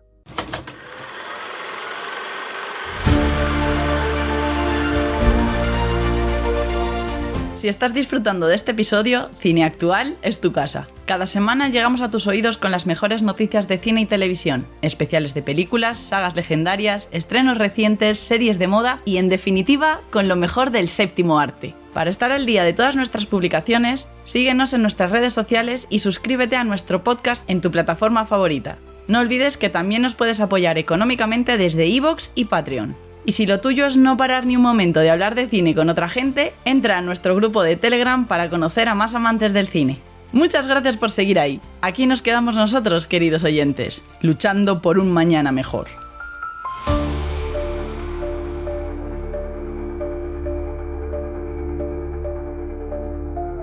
Y claro, si tú tienes unos buenos padrinos, lo que tienes también son lo que hoy en día viendo una película, que es caras conocidas. ¿Cómo de conocidas son las caras de esta película? Pues son muy conocidas, así que vamos con el reparto de estos dos protagonistas principales. Quedan por ahí unos cuantos más ahí perdidos, pero van a salir todos los nombres y ya te digo, cuando terminemos uno, si quieres, comentamos un poco más de su historia dentro de la película y así abarcamos toda la historia en sí. Y tenemos, por ejemplo, uno de los protagonistas principales, Chiwetel Ejiofor, que interpreta a Clark, y lo hemos visto, por ejemplo, en uno de sus primeros papeles en Amistad, de Steven Spielberg, a finales de los 90, en Love Actually, a principios de los 2000. Es verdad. En 2006 encadenó 2 peliculones que son Plan Oculto, de Spike Lee, y Los Hijos de los Hombres, de Alfonso Cuarón. Cierto. Increíble las dos. En 2013 le llegó una buena recompensa a su trabajo y fue nominado al Oscar por su interpretación en 12 años de esclavitud, de Steve McQueen, y después ya vendrían, por ejemplo, The Martian, junto a Matt Damon, La vida de Chuck, de Mike Flanagan, esta última, o la que nos ocupa hoy, Backrooms. Un tío que no ha parado, y si te vas a IMDb, en su ficha, va aproximadamente a 2 o 3 películas por año, desde que llegó al negocio del cine. Me gusta y mucho. Eso está muy bien. Y todas las conocemos y todas las reconocemos, Me parece un grandísimo actor y además has dicho ahora la vida de Chuck. Sí. Y en cierto modo, aunque sea un personaje absolutamente opuesto, me ha recordado en ese aspecto de que es un personaje que no entiende muy bien qué le está pasando, está en un mundo raro y tiene que reaccionar ante algo completamente sobrenatural, Sí, fíjate que yo en el personaje de Clark dentro de la película, por eso te decía al principio que al principio de la película pensé que iba a ir por unos derroteros y luego termina yéndose por otros. Y al principio pensé que iba a ser una historia de algo que ha pasado en este caso porque lo tratan así, como algo que ha pasado con su mujer, una relación que ha tenido con ella que se ha truncado de alguna forma y que no puede llegar a salir adelante, y que los Backrooms terminaban siendo un escape dentro del mismo o de su cabeza para intentar darle una explicación a por qué su relación con la mujer no ha llegado a buen puerto. Eso era mi primera interpretación del asunto. Pero ¿es así tal? ¿Tú lo ves así también? Yo lo veo al 100%. Vale. De hecho, cuando vi las entrevistas de Parsons donde explicaba las influencias de Paranoia Agent, de forma explícita mencionaba esto que has dicho. Sí. En Paranoia Agent estaba el chico del bate, que era también una Que te daba una presencia. hostia y te componía, sí. Claro, pero era ya no solo que te atacaba, era una especie de evento medio sobrenatural, porque Sí. luego desaparecía y no se sabía nada de él. Y aparecía justo en momentos muy concretos. Y eso, que en principio era algo malo, como perderse en los backrooms, resulta que eso luego generaba una motivación en los personajes.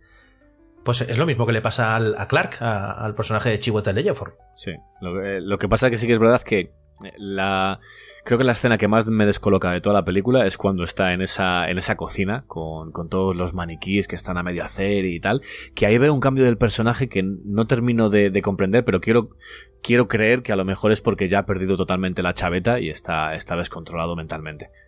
Porque justo Yo lo veo cuando abre, como una... fíjate, cuando abre hay un momento que abre el frigorífico y está la cabeza de una de sus trabajadores que estaba ahí. Sí. Y digo, joder, ya te has vuelto como una especie de maníaco, de asesino, y eso no lo dejabas al principio plasmado al principio de la película. Es lo que más me descoloca, yo creo, de toda la película, ese cambio de personaje, pero creo que lo achaco a que dentro de los backrooms has cambiado totalmente. Fíjate, Claro. Incluso le di vueltas a que el personaje que está ahí no es el mismo que ha entrado. A ver, no es el mismo porque ha evolucionado, pero es Porque el ha evolucionado. mismo ser humano, ¿eh? Sí. A ver, yo lo veo clarísimo y es como... ¿Tú te acuerdas de Gran Hermano? Cuando entraba la gente que decía, es que aquí dentro las cosas se magnifican, ¿no? Cuando tú estás encerrado en cuatro paredes, tú cambias porque no estamos programados para estar encerrados. Estamos programados para estar en el campo. Somos animales. El hecho de que este tipo pase dentro de este espacio más tiempo del que pasa fuera, de hecho, cuando ya entra la psicóloga a rescatarle o a visitarle, no sé muy bien cómo interpretarlo, él dice, yo decido ya quedarme dentro, porque estoy mejor dentro que fuera, porque es un tipo con muchos problemas. Sí. Tiene alcoholismo, abandono, es un fracasado, está frustrado, porque él es arquitecto pero trabaja en una tienda de muebles, entonces se da cuenta que está mejor dentro de los backrooms, que al menos él controla un poco más su vida ahí dentro, ¿no? Entonces, ¿tú te acuerdas de en Cube 2 que hay un personaje que se pierde en el hipercubo y vuelve a aparecer al cabo de un segundo como si hubiera pasado meses y está completamente loco ya? Ha perdido la Pues chaveta, es la locura sí. de haberte quedado encerrado, que Claro. también pasa en la primera película, ¿eh? De hecho pasan todas, ¿no? El hecho de estar encerrado acrecenta la paranoia, ¿no? Y la psicopatía de la gente. Sí, sí. Le termina Eso- haciendo hasta un mataleón a Mary, a la psicoanalista. Muy bien tirado, por cierto. Joder, sí, muy bien tirado. Fíjate que no me lo esperaba, porque al final yo creo que ver al personaje de la psicóloga dice, oye, va a intentar poner un poco de cordura o de seriedad, porque yo ya estoy aquí, pero no, que va, ya está totalmente ido. Pero es que me encanta porque el tipo que tiene un descontrol en su vida y no asume nada de culpa, que es la escena que me encanta de la película cuando la psicóloga le dice a la cara, mira, chaval, a ti lo que te pasa es que le echas la culpa a tu mujer, al estado de que estamos en crisis, a todo menos a ti mismo, ¿no? Y entonces, cuando está en los backrooms, él cree tener el control de la situación. Cree. Porque fíjate, tú has llegado a pensar por qué el pirata Clark, que es una representación deforme de Clark, ataca en ese momento a Clark en esa sala, cuando están comiendo en la cocina. Pues yo me imagino que porque al final es un enfrentamiento mental entre uno y otro. No se quieren enfrentar a cierto tipo de cosas y al final uno tiene que acabar con otro para poder evolucionar o para poder avanzar. Creo entenderlo así, ¿eh? O creo que van por ahí, no lo sé. ¿Quieres que te lo explique? Sí, claro. Pues el pirata Clark ataca a Clark por sorpresa de este, ¿eh? Porque este no se lo espera, ¿te acuerdas? Que dice, Sí. ¿qué haces atacándome, no? ¿Qué haces Claro, aquí? le muerde ahí en el cuello, le mete un mordisco bien gordo. Pues lo ataca por ninguna razón. No se sabe. Y punto. Y punto. Podremos sacar interpretaciones, deducciones, pero no se sabe. De hecho, se sorprende porque él cree entender cómo funcionan las backrooms, que es lo que le dice el científico luego, ¿no? Estamos intentando saber qué pasa aquí, pero es que no se sabe nada. Y cuando no sabes nada de algo, tampoco lo puedes predecir. A lo mejor el pirata Clark le ha visitado por ahí 35 veces, pero nunca ha entrado. Y entonces, de forma errónea, Clark interpreta que puede predecir su comportamiento y dirá, vale, es que aquí no entra nunca, ya está. Claro. Hasta que un día entra. ¿Por qué? Porque estás equivocado, porque no puedes predecir algo que no es natural, no es lógico. Igual que no es lógica la distribución de las salas. También. Yo fíjate, estoy intentando buscar una explicación, pero luego al final te digo, bueno, o no. No lo sé si tengo razón o no. Tampoco le doy mucha importancia, ¿eh? Puede ser de una forma, puede ser de otra, pero no... me vale cualquiera, ¿eh? Y la que me has dado, pues me vale también. No hay ningún problema. Es la mía. He encontrado por YouTube interpretaciones. Gente que... Sí, porque según la norma que se ha establecido en la película de que uno no puede atacar a su doble, eso no ha pasado nunca. Sí. Y según Asimov, no se habla pues de nada, eso. Sí, claro, también. No se habla de eso. O sea, los dobles, porque es un doble de Clark deforme, ¿no? Y abominable, en ningún momento ha dicho que tengan que estar en simbiosis con su original. Eso es una copia que ha surgido en las backrooms y que se va a comportar a su manera. Y de hecho, yo entiendo que ese doble tenga intenciones homicidas, porque se basa en la figura iracunda de Clark del mundo real. Sí, porque es una figura, joder, no tiene control de su vida. Claro, es como una copia mucho más violenta que la propia Clark. Y es más, te añado yo no me acuerdo si se decía por qué lo echaba de casa a Clark, la mujer. No. Pero yo me la juego con las dos manos, me la juego. Hombre, me imagino que irá por alcoholismo y irá por malos tratos. Ya está. Porque todo esto va unido, vamos. Alcoholismo y violencia de género. Sí, claro. Tengo garantía absoluta. Sí, en eso sí, vamos. Aunque no lo dicen. Yo, recuerdo, ¿no? Que no dicen nada, ¿no? Puede ser. Quiero recordar que no, creo. Pero bueno, al final se nos puede escapar algo porque solo lo hemos visto una vez. Pero vamos, me imagino que alcoholismo, me imagino que llegar tarde a casa, me imagino que bronca, eso quiere... Que he roto un vaso, no sé qué, ¿no? Exactamente, sí. Termina en malos tratos. ¿Qué pasa? Que eso al final exteriorizas una ira. Y encima unido a la frustración de que él tiene que trabajar en un sitio que no quiere, a pesar de haber estudiado arquitectura, ¿no? Una cosa que está muy por encima de ser pues el dueño de una tienda de muebles. Pues todo eso hace que proyecte una imagen de ira que es copiada en este mundo del backroom como esta criatura que lo que busca es matar a la gente. Así de fácil. Porque las otras tres criaturas no matan a nadie. El tipo este que tiene la barba y los 24 ojos y no sé cuántas narices. Que le dice, no te preocupes, que se puede comer. Sí, hostia, qué asco, tío. No se parecía como arroz con leche. A mí me parecía como la espuma dentro. Sí, como espuma, pero con aspecto de arroz con leche. A mí me entró hambre. Ya está, ya te lo digo. Luego la otra pelirroja que parece ser quizá una doppelganger, una doble de su mujer. Tampoco se explica. Simplemente es pelirroja. Sí. Bueno. Y luego tenemos al otro que está en una silla de ruedas con una lámpara. Fíjate, una lámpara. O sea, la idea esta que se ha copiado entiende tan poco al ser humano que ha visto a un tipo al lado de una lámpara y ha interpretado que es el mismo ser, ¿no? Es una cosa muy loca. Pues como decimos, ¿qué pasa? Pues Clark está atraído por las backrooms. De hecho, fíjate, hay una cosa aún más básica. El tipo vende muebles. El tipo está en la ruina porque ahí no entra nadie. Y, joder, descubre las backrooms y lo que se encuentra son muebles gratis. Cojonudo. ¿No? Es como si vendes tú, pues yo qué sé, puzzles y te encuentras un sitio donde tienes puzzles gratis. Joder. Me pego un tiro en la rótula. No, joder, es un negocio, ¿no? Entonces, obviamente se siente atraído por las backrooms. Le está diciendo en todo momento que mañana, ¿no? Acércate, ven a mí. Sí. Y por cierto, te voy a añadir otra idea. Esto es una idea mía que me he sacado de la cabeza. No sé si me va a cuadrar igual, me va a cuadrar. Hay varios momentos que vemos muebles apilados. Apilados. Sí, al principio, como justo cuando entra, ¿no? Una torre, ¿no?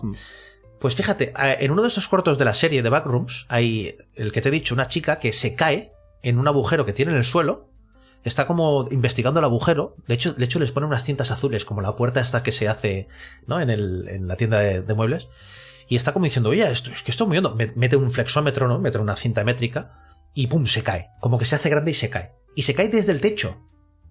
Ella cae desde el techo. Y claro, si tú te caes por una puerta, o sea, si tú entras por una puerta, tú sales por esa puerta, pero ¿cómo vuelves al techo?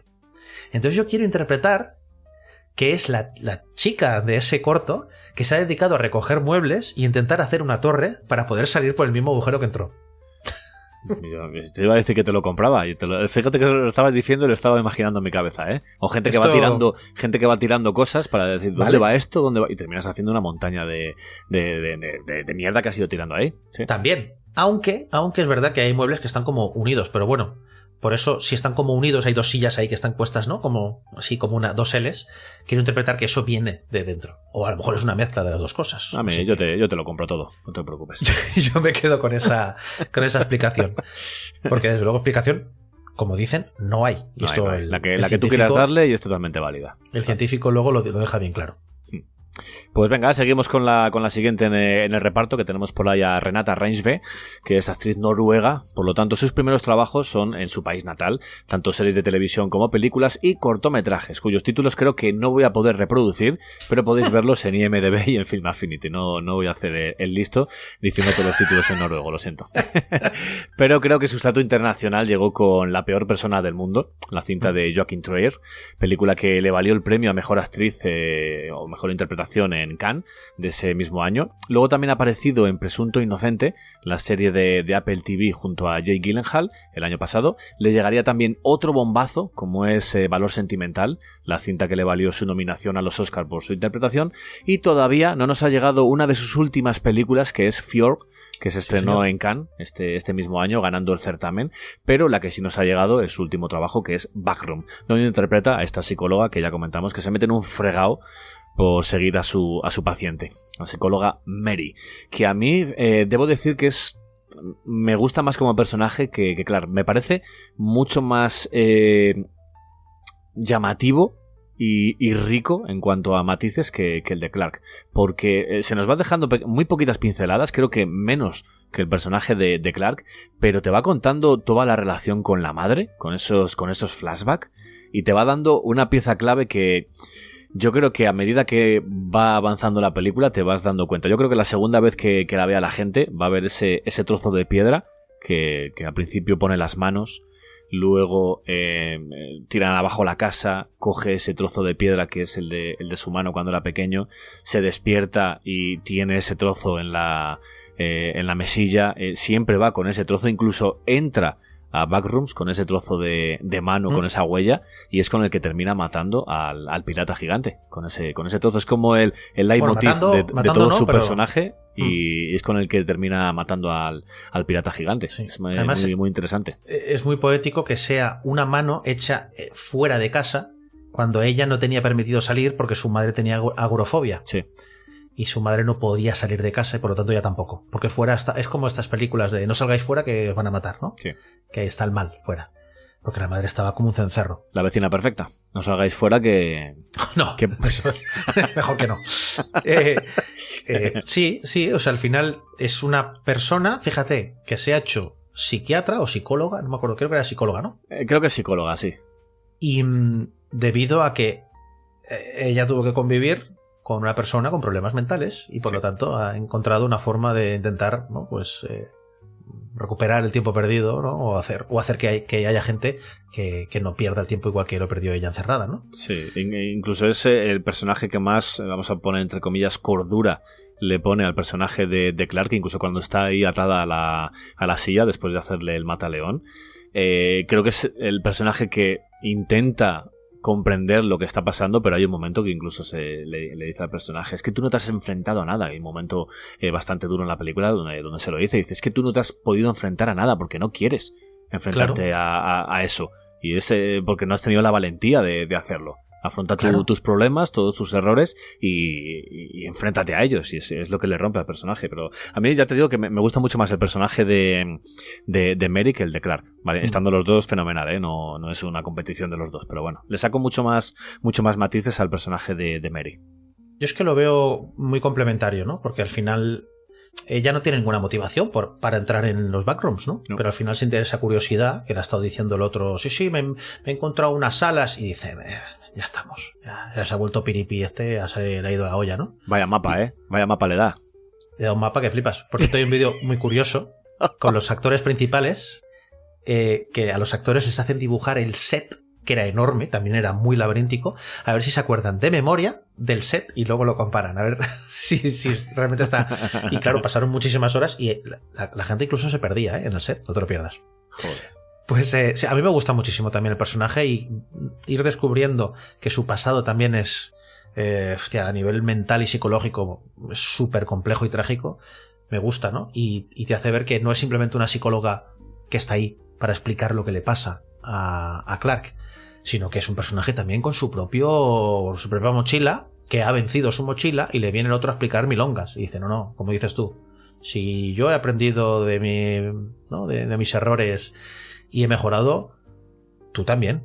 No me vengas con esas milongas. Sí. Igual que tenemos el viaje de Clark de 20 minutos dentro de Backrooms para saber lo que está descubriendo, lo que está sintiendo dentro de esas habitaciones, también tenemos el viaje que creo que dura un poquitito menos de 20 minutos, pero es el mismo. O sea, de Mary entrando dentro de Backrooms y intentando encontrar una explicación a lo que está viendo o intentar razonar lo que están encontrando sus ojos. Sí. Y luego tienes una de las escenas que a mí más me gusta de la película cuando, bueno, pues ves esa zona que ya no es unos pasillos de papel pintado amarillo, sino que parecen como urbanizaciones, ¿no? Un poco mal puestas con techo, ¿no? Es una cosa rara, pero es la típica urbanización americana, ¿no? Con el jardincito y tal.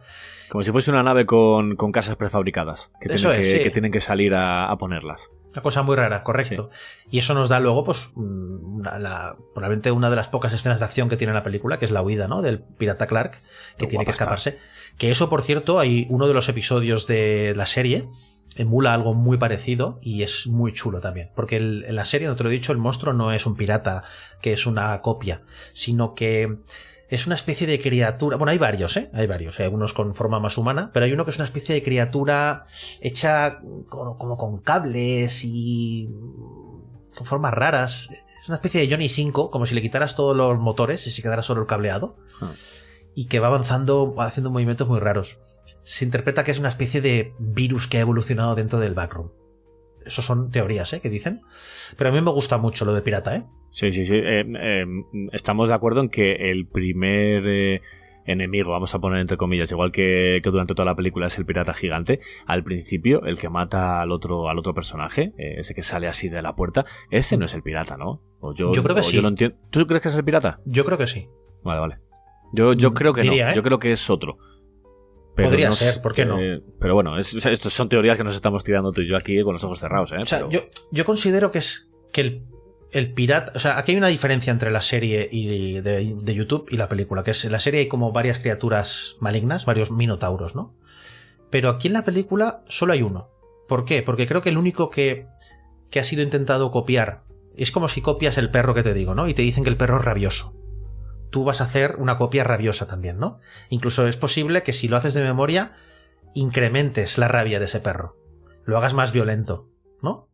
Pues es posible que ese pirata sea una copia de esa persona tan iracunda, con ira tan embotellada, con tanta frustración, que su copia sea muchísimo más violenta y de hecho probablemente la única violenta de todo el Backrooms. Claro, lo que pasa es que mi mente va hasta que no entras en esa Backrooms no se hace esa copia. Por lo tanto, a los primeros que ha pillado... ¿Ah, sí? ¿Crees eso? Yo, mi cabeza siempre va por ahí, Es como entras por la puerta y automáticamente se genera otra copia. Aunque luego no, porque pueden ser por otros derroteros, pero en mi cabeza funciona así.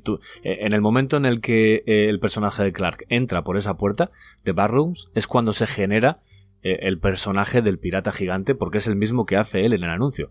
O sea, no sé si tendría algún sentido que la propia Backrooms lo haya generado así porque sí. Pero bueno, esto es en mi cabeza, No... Pues yo te digo que no. O sea, respeto tu teoría, pero mi opinión es que no, porque él no entra disfrazado de pirata. ¿Sabes? El vídeo pirata se hizo arriba y se puso en la televisión. ¿Sabes? Entonces, para mí no es una copia todo el que entra, sino él... O sea, esta entidad, vamos a llamarla entidad del Backrooms, copia todo lo que percibe fuera del Backrooms y hace su propia realidad. Es como que fagocita todo lo que es capaz de observar y produce su propia copia. ¿Quién es este Backrooms? ¿Qué es este Backrooms? Esto, obviamente ahí está la duda, ¿no? Bien. Me vale también tu explicación, No... Sí. Y luego quería decir de Renate Reinsve, ojito con los últimos 5 años que está llevando. Sí.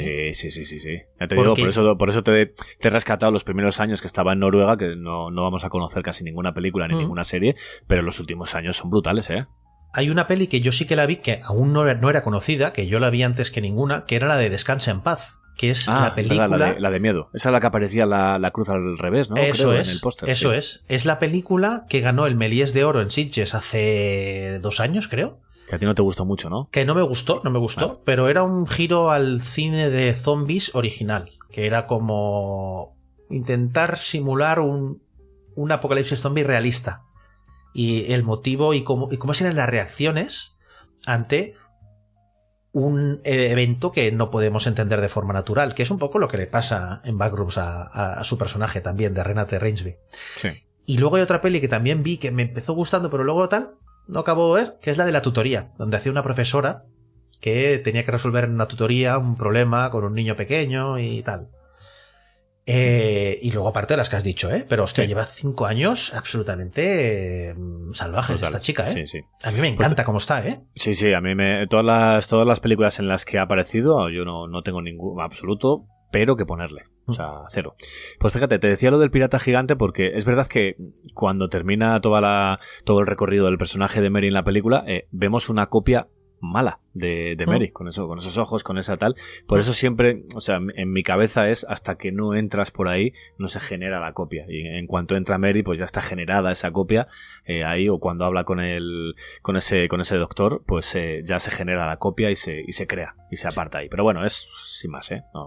Están fuera, cuando, es que no sé, a lo mejor la copia es de antes, no lo sé. A mí, cuando sale la última, esa toma final, como con 3 caras, 10 dedos por mano. ¿A qué te recordó esa imagen? Porque te lo digo porque a mí me ha recordado a ese valle inquietante que hablábamos antes, de ahora ya no, pero hace muy poco las IAs, la inteligencia artificial, cuando generaba imágenes artificiales, les pillábamos porque tenían un dedo más, porque los ojos no estaban muy bien 80 alineados. dientes. Los dientes no estaban bien nunca. Y lo de los dedos siempre, ¿te acuerdas que era una forma de decir, mira, los vamos a poder pillar? Ahora ya no, ahora ya lo de los dedos ha acabado. Pues hostia, te miras la mano, que además la tienes en primer plano, y te genera una inquietud, porque es un humano, pero no es un humano, Claro. No, es artificial. Sí. Y bueno, por cerrar también hay pequeños papeles, hay como hemos dicho, está por ahí Mark Duplass, que hace del científico, que vemos hacia la mitad de la película y hacia el final, al que hemos visto por ejemplo en Blue Jay, La noche más oscura de Catherine Bigelow, o lo meto por aquí de forma totalmente gratuita, su trabajo como productor ejecutivo en el documental Wild Wild Country. No me digas. Sí, pero de productor ejecutivo, no salía ni nada, pero hacía de productor ejecutivo. No sabía, nos encanta, como a mí nos encanta mucho ese documental, no hay ningún momento malo para recordarlo. Mira, la verdad es que tiene una buena carrera como productor, es curioso. Sí.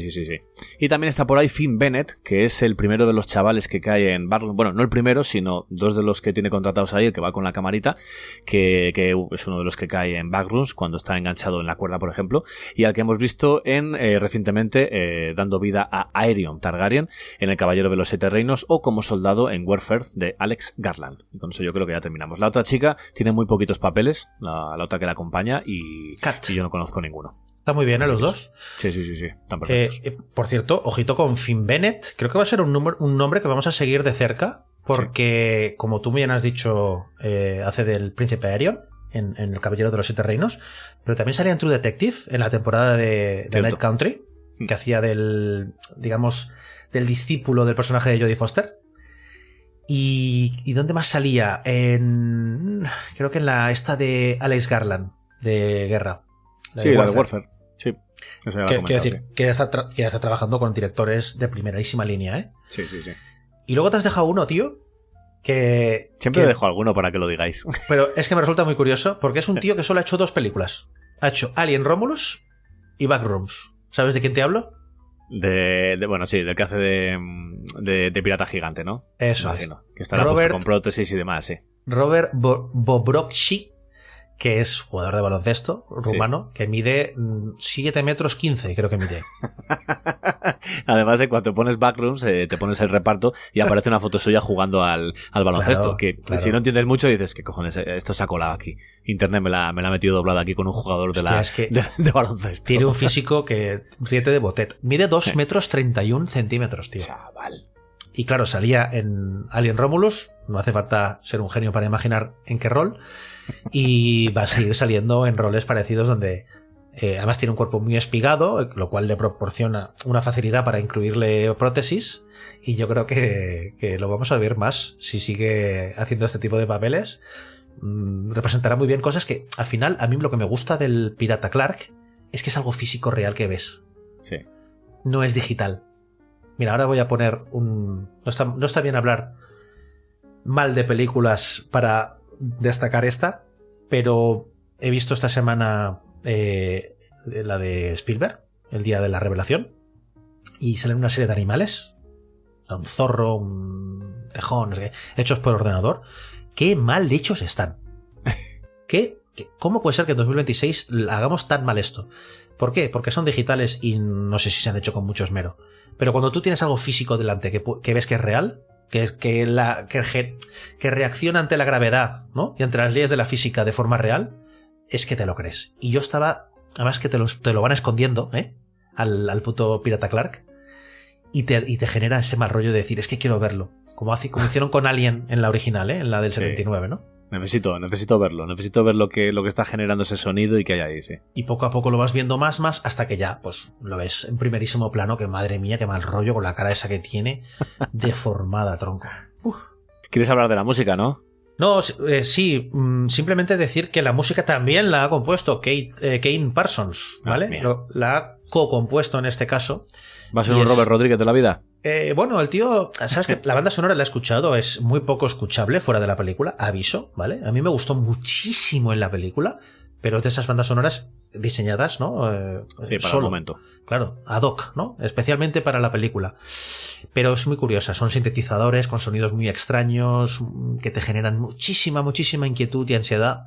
Y está compuesta con Edo Van Bremen, que es un compositor canadiense que ha hecho, sobre todo, ha compuesto muchísimos documentales, es especialista en música incidental o ambiental, y también ha hecho cositas de cortos de terror.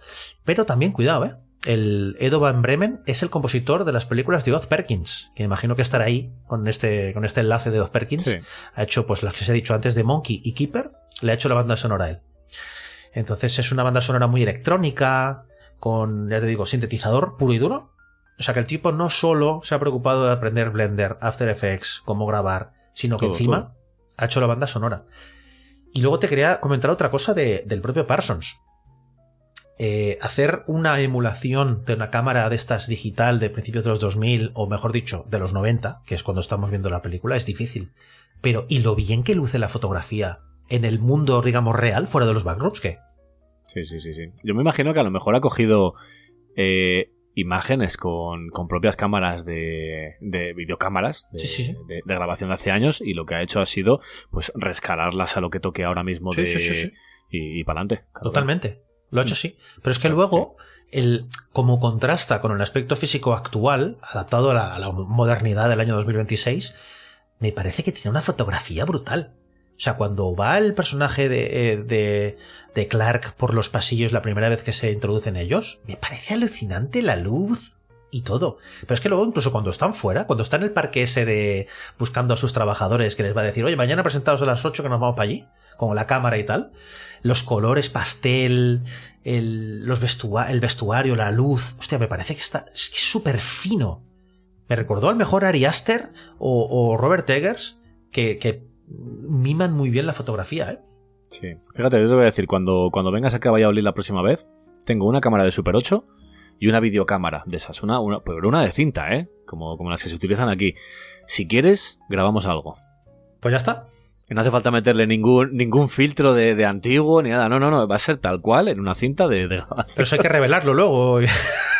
No, eso tengo yo a mi colega esto que le digo, mira, tengo esta cinta que tengo que pasarla digital, y nos lo hace seguramente. Pues son cámaras, de hecho recomiendo que busquéis por YouTube, hay entrevistas si controláis inglés, sobre todo, que habla de las cámaras que ha utilizado y tal. Depende de si buscáis y os interesa el tema. Dice el propio Parsons que hay muchos sitios que se lo inventan, ¿no? Las cámaras que han utilizado.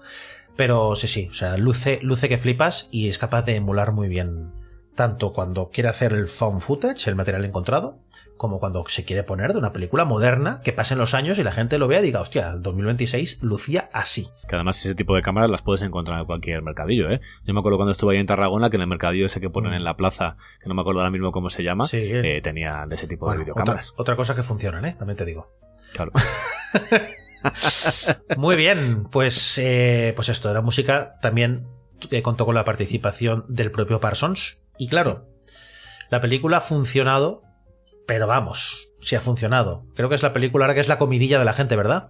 Aquí tenemos el premio gordo de la película, porque se ha posicionado ahora mismo como el mayor éxito de taquilla de A24 hasta la fecha en Estados Unidos. Pero Vamos a ir por partes. No hace falta que te lleves las manos a la cabeza Flipa. todavía, pero te las vas a llevar, ¿eh?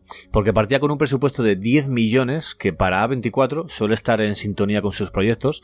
Por ejemplo, Hereditary costó 10 millones. Muy bien. Ex Machina costó 15. Hace 10 años, Hereditary. Hace 10 años, exactamente. La Ballena costó 3, The Whale. Claro. Costó 3. Todo a la vez en todas partes, unos 15 millones aproximadamente también. Joder. Y vamos a dejar fuera, por ejemplo, Civil War o Marty Supreme, que nos vamos a los 50 millones y a los 70, Claro. que son ahora mismo son dos grandes presupuestos de A24 hasta la fecha. Volvemos a esos 10 millones de presupuesto que tiene Backrooms. Abrió su primer fin de semana en Estados Unidos con unos 80. Lo que es una auténtica salvajada, porque ya había recuperado la inversión inicial y no solo eso, sino que la habría multiplicado todos los beneficios que había conseguido. Pero no quedó ahí la cosa. Sigue en cartelera a día de hoy y lleva recaudados en suelo americano cerca de 160 millones y con la taquilla internacional se suman otros 90 millones para un total de aproximadamente 250 millones a día de hoy. Seguramente, mientras estamos grabando, se sigan sumando millones y creo que antes de empezar a grabar tenía apuntados 250 y ahora creo que está en 260, 262. Pero ya sabéis que en este tipo de cosas los millones suben, bajan y hasta que no pasa directamente la semana no puedes calcularlo bien. Pero en torno a los 250, 260 millones es lo que lleva actualmente ahora mismo. Y ojito, que se dan dos también condiciones aquí, que es uno, que la clasificación por edades es R. Hostia, mira, eso no había caído en ello. Claro, Mira. es decir, que menores de 17 años no la pueden ver si no están acompañados, ¿vale? Y luego, que es una época bajísima ahora mismo, de las peores del año, porque estamos justo antes de Navidad. Perdón, de Navidad. De verano. Ojalá que estuviésemos No. en Navidad ya. Estamos que me justo- ibas a sudar como ahora, cabrón. Justo antes de los estrenos gordos de verano clásicos, Sí. que son los blockbusters que se lo llevan todo por delante, y muy lejos de los Oscar. Es una época que suele ser, a nivel de taquilla, las que más sufren. Y esa ha sido capaz de pegar un pelotazo brutal, macho. Sí. Yo creo que le ha funcionado bastante el boca a boca. Igual que a la de Steven Spielberg le ha funcionado de otra forma el boca a boca, creo que a Backrooms le ha funcionado de otra forma. Que con todos estos 250, 260 millones que ha terminado, pues convirtiéndola en la película más taquillera de A24 hasta la fecha, Wow. puesto que antes tenía Marty Supreme con 191 millones, pero Wow. esos 191 millones eran al final de su recorrido cinematográfico. O sea, cuando ya acabó Marty Supreme de estar en cartelera, terminó con 191. Pero es que Backrooms tiene ahora mismo 250 y siguen subiendo. Y yo creo que le quedarán un par de semanitas todavía para que la quiten de cartelera. Calculo yo, un par de semanas. No creo que dure mucho más Sí. el movimiento. Además, ahora va a empalmar con otra sensación en el cine de terror con condiciones semejantes, como es Obsession. Entonces es posible que ese solapamiento, una de dos, o potencie Backrooms porque la gente va a querer ver más, o haga pues que la gente no vea la película esa que lleva en cartelera. Obsesión y Posesión Infernal en Llamas, que creo que si no me falla También. la memoria es ahora también a finales de junio. Sí, también. Sí. Pero bueno, en España, ¿cómo ha funcionado? Pues también ha sido un éxito. Ha ayudado, eso sí, por la fiesta del cine, como lo hemos visto Santi y yo en estos días que durante una Sin semanita, problemas, pues, se pone. por cierto. Sin problemas. Yo tampoco. Sin Yo debo decir que percances. mi sala estaba llena. Lo único que, fíjate, lo que es para uno una película de terror y para lo que es a otro. Yo estaba mirando la pantalla constantemente y yo tenía a mi colega Ángel que cada movimiento que hacía la cámara saltaba en la butaca. Digo, Ángel, tienes 40 años. Vamos a ver si crecemos ya, por favor, te lo pido. Y es una película que no tiene sustos, ¿eh? No. Creo que tiene un par de ellos, pero creo que no tiene muy jump poquitos. scares. No tiene jump tiene scares. jump scares. Ok, te lo compro. Lo que tiene es, hay una escena donde hubo un grito apagado. Cuando baja el pasillo ese que abajo está la ropa sucia, Sí. hay una de esas siluetas del hombre de Cromañón, con la que, por cierto, sí, no claro. lo he dicho, que tiene la grabación que se envió a... no sé si fue la Pioneer o la Voyager, con la grabación de los saludos en 50 idiomas. Y hay un trozo de cara que asoma de la ropa que la gente hizo... ¡Oh! Yo también se me cogió la sangre. Y hay otra, tío, que a mí es que está muy bien grabada, tío. Cuando llega Mari, la psicóloga, y llega al mural ese que ha pintado, donde sale el pirata Clark y que lo sale levantando, ¿no? Cuando se gira, hay un trocito de pasillo donde está Clark ahí escondido y se ve como medio dedo y la sombra. Y mira, ahí se nos heló la sangre a toda la sala. Y es un susto, pero no es un susto. O sea, es una inquietud, pero no es un fogonazo. No es un jumpscare de a todo trapo y que te quedes sordo y más asustado porque me he quedado sordo. Eso es. Y luego, hablando de lo que decíamos de que no hemos tenido ningún percance en la sala, un saludo a toda esa gente de Telegram que cuando le pasa una putada en el cine porque se la lían, dicen, me ha pasado un Santi. Un saludo a todos vosotros porque os estáis solidarizando conmigo. Exacto. Yo fíjate, Ángel de mi lado saltaba cada poco, pero es que tenía una pareja al lado derecho y la pobre chica no miró la pantalla para nada. Se escondió debajo del hombro, de la axila del novio y no se movió de ahí. Cada poco le iba diciendo, hacía así un movimiento como diciendo, no me apetece nada lo que estoy viendo. Pero bueno, al final el género de terror es lo que tiene. Tú vas ahí a pasarlo mal, pero a pasarlo bien, entre comillas, también. Claro, o sea, esa persona ha sentido una sensación auténtica 100%. Sí. Eso no está simulado. No. ¿Qué es lo que hablaba antes? Y terror también, la fila de delante mía, ya por contar la última, la fila de delante mía tenía 5 tíos, 5 chavales jóvenes, que en un momento de la película escucho se abre un bote y hago yo. Sí. Digo, no puede ser. Digo, estaban comiendo cebolletas, pepinillos de un bote. Mira, tío. Le metí un fogonazo de olor a la sala que digo, digo, espero que te las termines rapidito. Espero que te la termines rápido. Pues cada poco se oía que la volvían a abrir. Yo, Samu, te pregunto, ¿qué os pasa en Valladolid con los encurtidos, tío? No lo sé, porque eso, porque eso solo se come en Valladolid, macho. ¿Así, en serio? Te lo juro, los encurtidos así como si fueran chuches. Pero ojo, no me quedo solo ahí, ¿eh?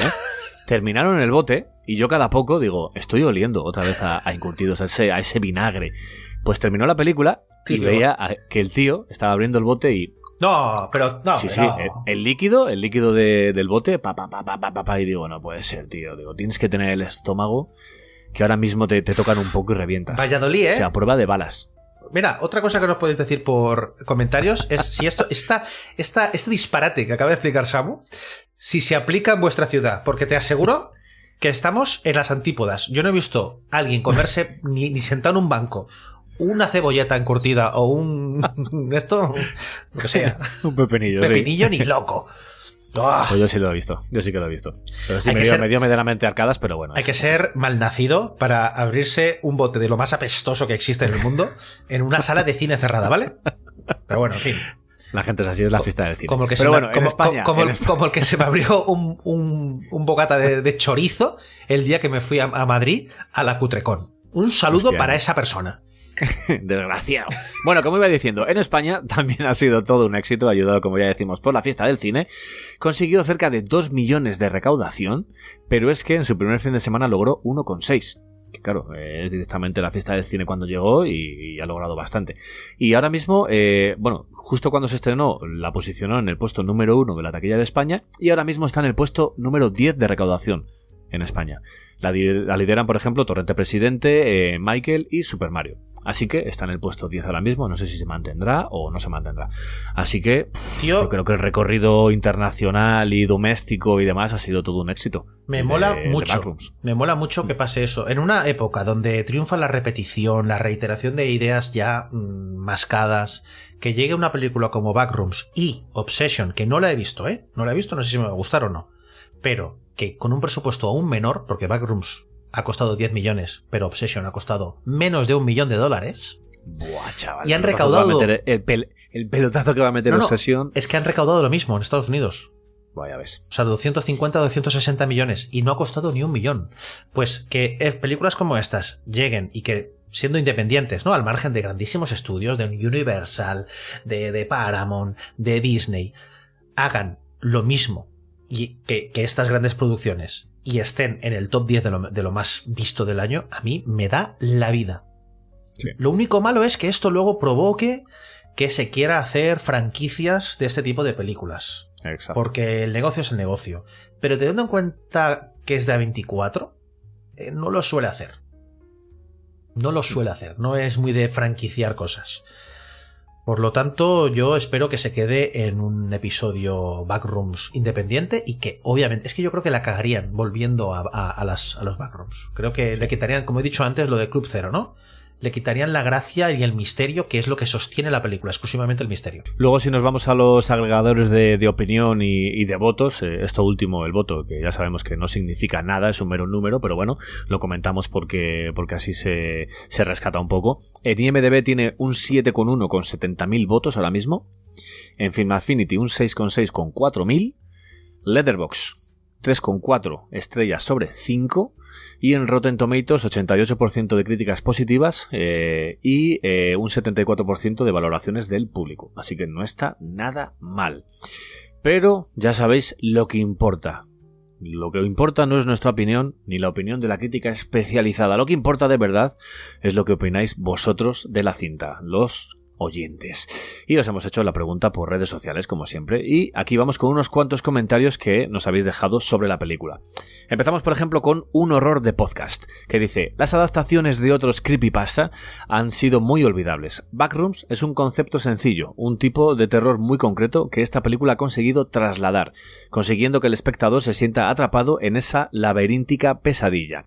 Y ahora es una cosa que hemos estado hablando durante todo el podcast y que la acabamos de comentar ahora, y lo comenta él entre paréntesis, que dice: no sé si quiero una secuela. Por un lado, es un mundo que invita a ser explorado, por otro, conocer sus secretos le haría perder su identidad. Ahí lo tienes. Es que no hay nada como lo que acaba de decir Un Horror de Podcast. De eso y estoy es lo que convencido. llevamos comentando durante todo el episodio. Además es que estoy convencido. El caso de Laura Palmer. ¿Quién mató a Laura Palmer? Cuando tú quieres saber, quieres investigar, ha sido este, ha sido el otro, porque es cuando te interesa el caso. Cuando sabes quién es el asesino, pasas a otra cosa y a la siguiente. Y esto es lo que se debe evitar. Backrooms ha nacido para que vivas en ella, pero en esta película y en este misterio. Eso es. Siguiente comentario de Dani Patas, de la Atalaya del Friki, gran amigo y mejor persona. Nos dice por aquí: me ha gustado bastante, se agradece siempre la frescura y originalidad a pesar de que se vean influencias de los 90, de Lynch, incluso de Expediente X. Me gusta mucho el género de cámara en mano y este tipo de películas destruyementes como Exit 8 o Grave Encounters. No creo tampoco que sea una película que no vaya de nada, y me gusta también el tema que no solucionen el misterio y dejen lugar a la imaginación. Saludiños. ¿Pero esta gente está conectada a mi cerebro o cómo va esto? Aquí te voy a decir que la mayoría de comentarios se lleva más o menos por todo lo que hemos comentado tú y yo en el episodio, ¿eh? Va en sintonía. Vamos a explicar cómo hacemos esto intrapodcast. Venga, normalmente Venga. uno se prepara esta sección, la que sea, ¿no? La taquilla, opinión del oyente, de la crítica. El reparto, lo que sea. Y el resto ni lo toca, ni lo mira, ¿no? Y entonces, cuando yo preparo esto, claro, me los leo y sí que sé luego lo que voy a decir, pero en este caso yo no tenía ni idea de lo que iba a opinar la crítica, porque me gusta que me lo digan luego de sorpresa. Y fíjate las coincidencias con lo que estamos diciendo. No estamos solos, ¿eh? No. Y quedan más coincidencias por aquí. Atento. Dani Duarte nos dice por aquí: pasándolo mal desde el minuto 1, entre paréntesis, igual que con los cortos de YouTube. Te mantiene en tensión hasta que aparece el capitán. Mucho mejor cuando no lo vemos y solo lo escuchamos. Un poco flojo el monstruo, pero aún así la película es una pasada. De admirar cómo un chico tan joven ha creado una propuesta tan fresca, y de admirar también a A24 por apostar por ello. SG4 y Rainsby de 10. Perfecto. Lo hemos comentado también. Perfecto. H. Abensen dice: me ha gustado mucho. La capacidad que tiene para generar tensión es tremenda, especialmente en las secuencias que están grabadas como found footage. También me ha encantado la atmósfera atrapante que crea, es increíble. A nivel de diseño, de producción y de sonido es un 10. Impresionante Kane Parsons, que con solo 20 años y, por lo que he leído, unos 10 millones se ha marcado este peliculón. Una gran promesa de cara al futuro, no solo en el terror. Esperemos que no le pase como a Josh Trank o Richard Kelly, después de Chronicle o Donnie Darko. Muy bien.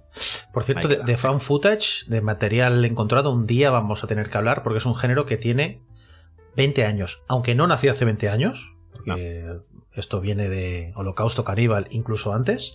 Es verdad que en los últimos 20 años ha habido un crecimiento exponencial de este tipo de películas, que nos han dado productos muy interesantes. Otros olvidables, pero algunos... Y otros malísimos. O sea, hay de todo. Hay unos altibajos como una montaña rusa. Hay de todo, rusa, pero desde las de VHS, estas compilatorios, estas antologías de terror, hasta obviamente La Bruja de Blair, a películas absolutamente maravillosas como esta. Sí. Y venga, uno más por terminar. MMD1702 dice: me gusta mucho, y cuanto más reposo la peli, y más me viene a la cabeza, más me gusta. Tiene un montón de lecturas metafóricas, tiene traumas, psicología, redes sociales y a la vez un lore sci-fi súper interesante. La puesta en escena es una maravilla, pero el tratamiento del sonido se merece una mención premium. Ganas de que os marquéis podcast.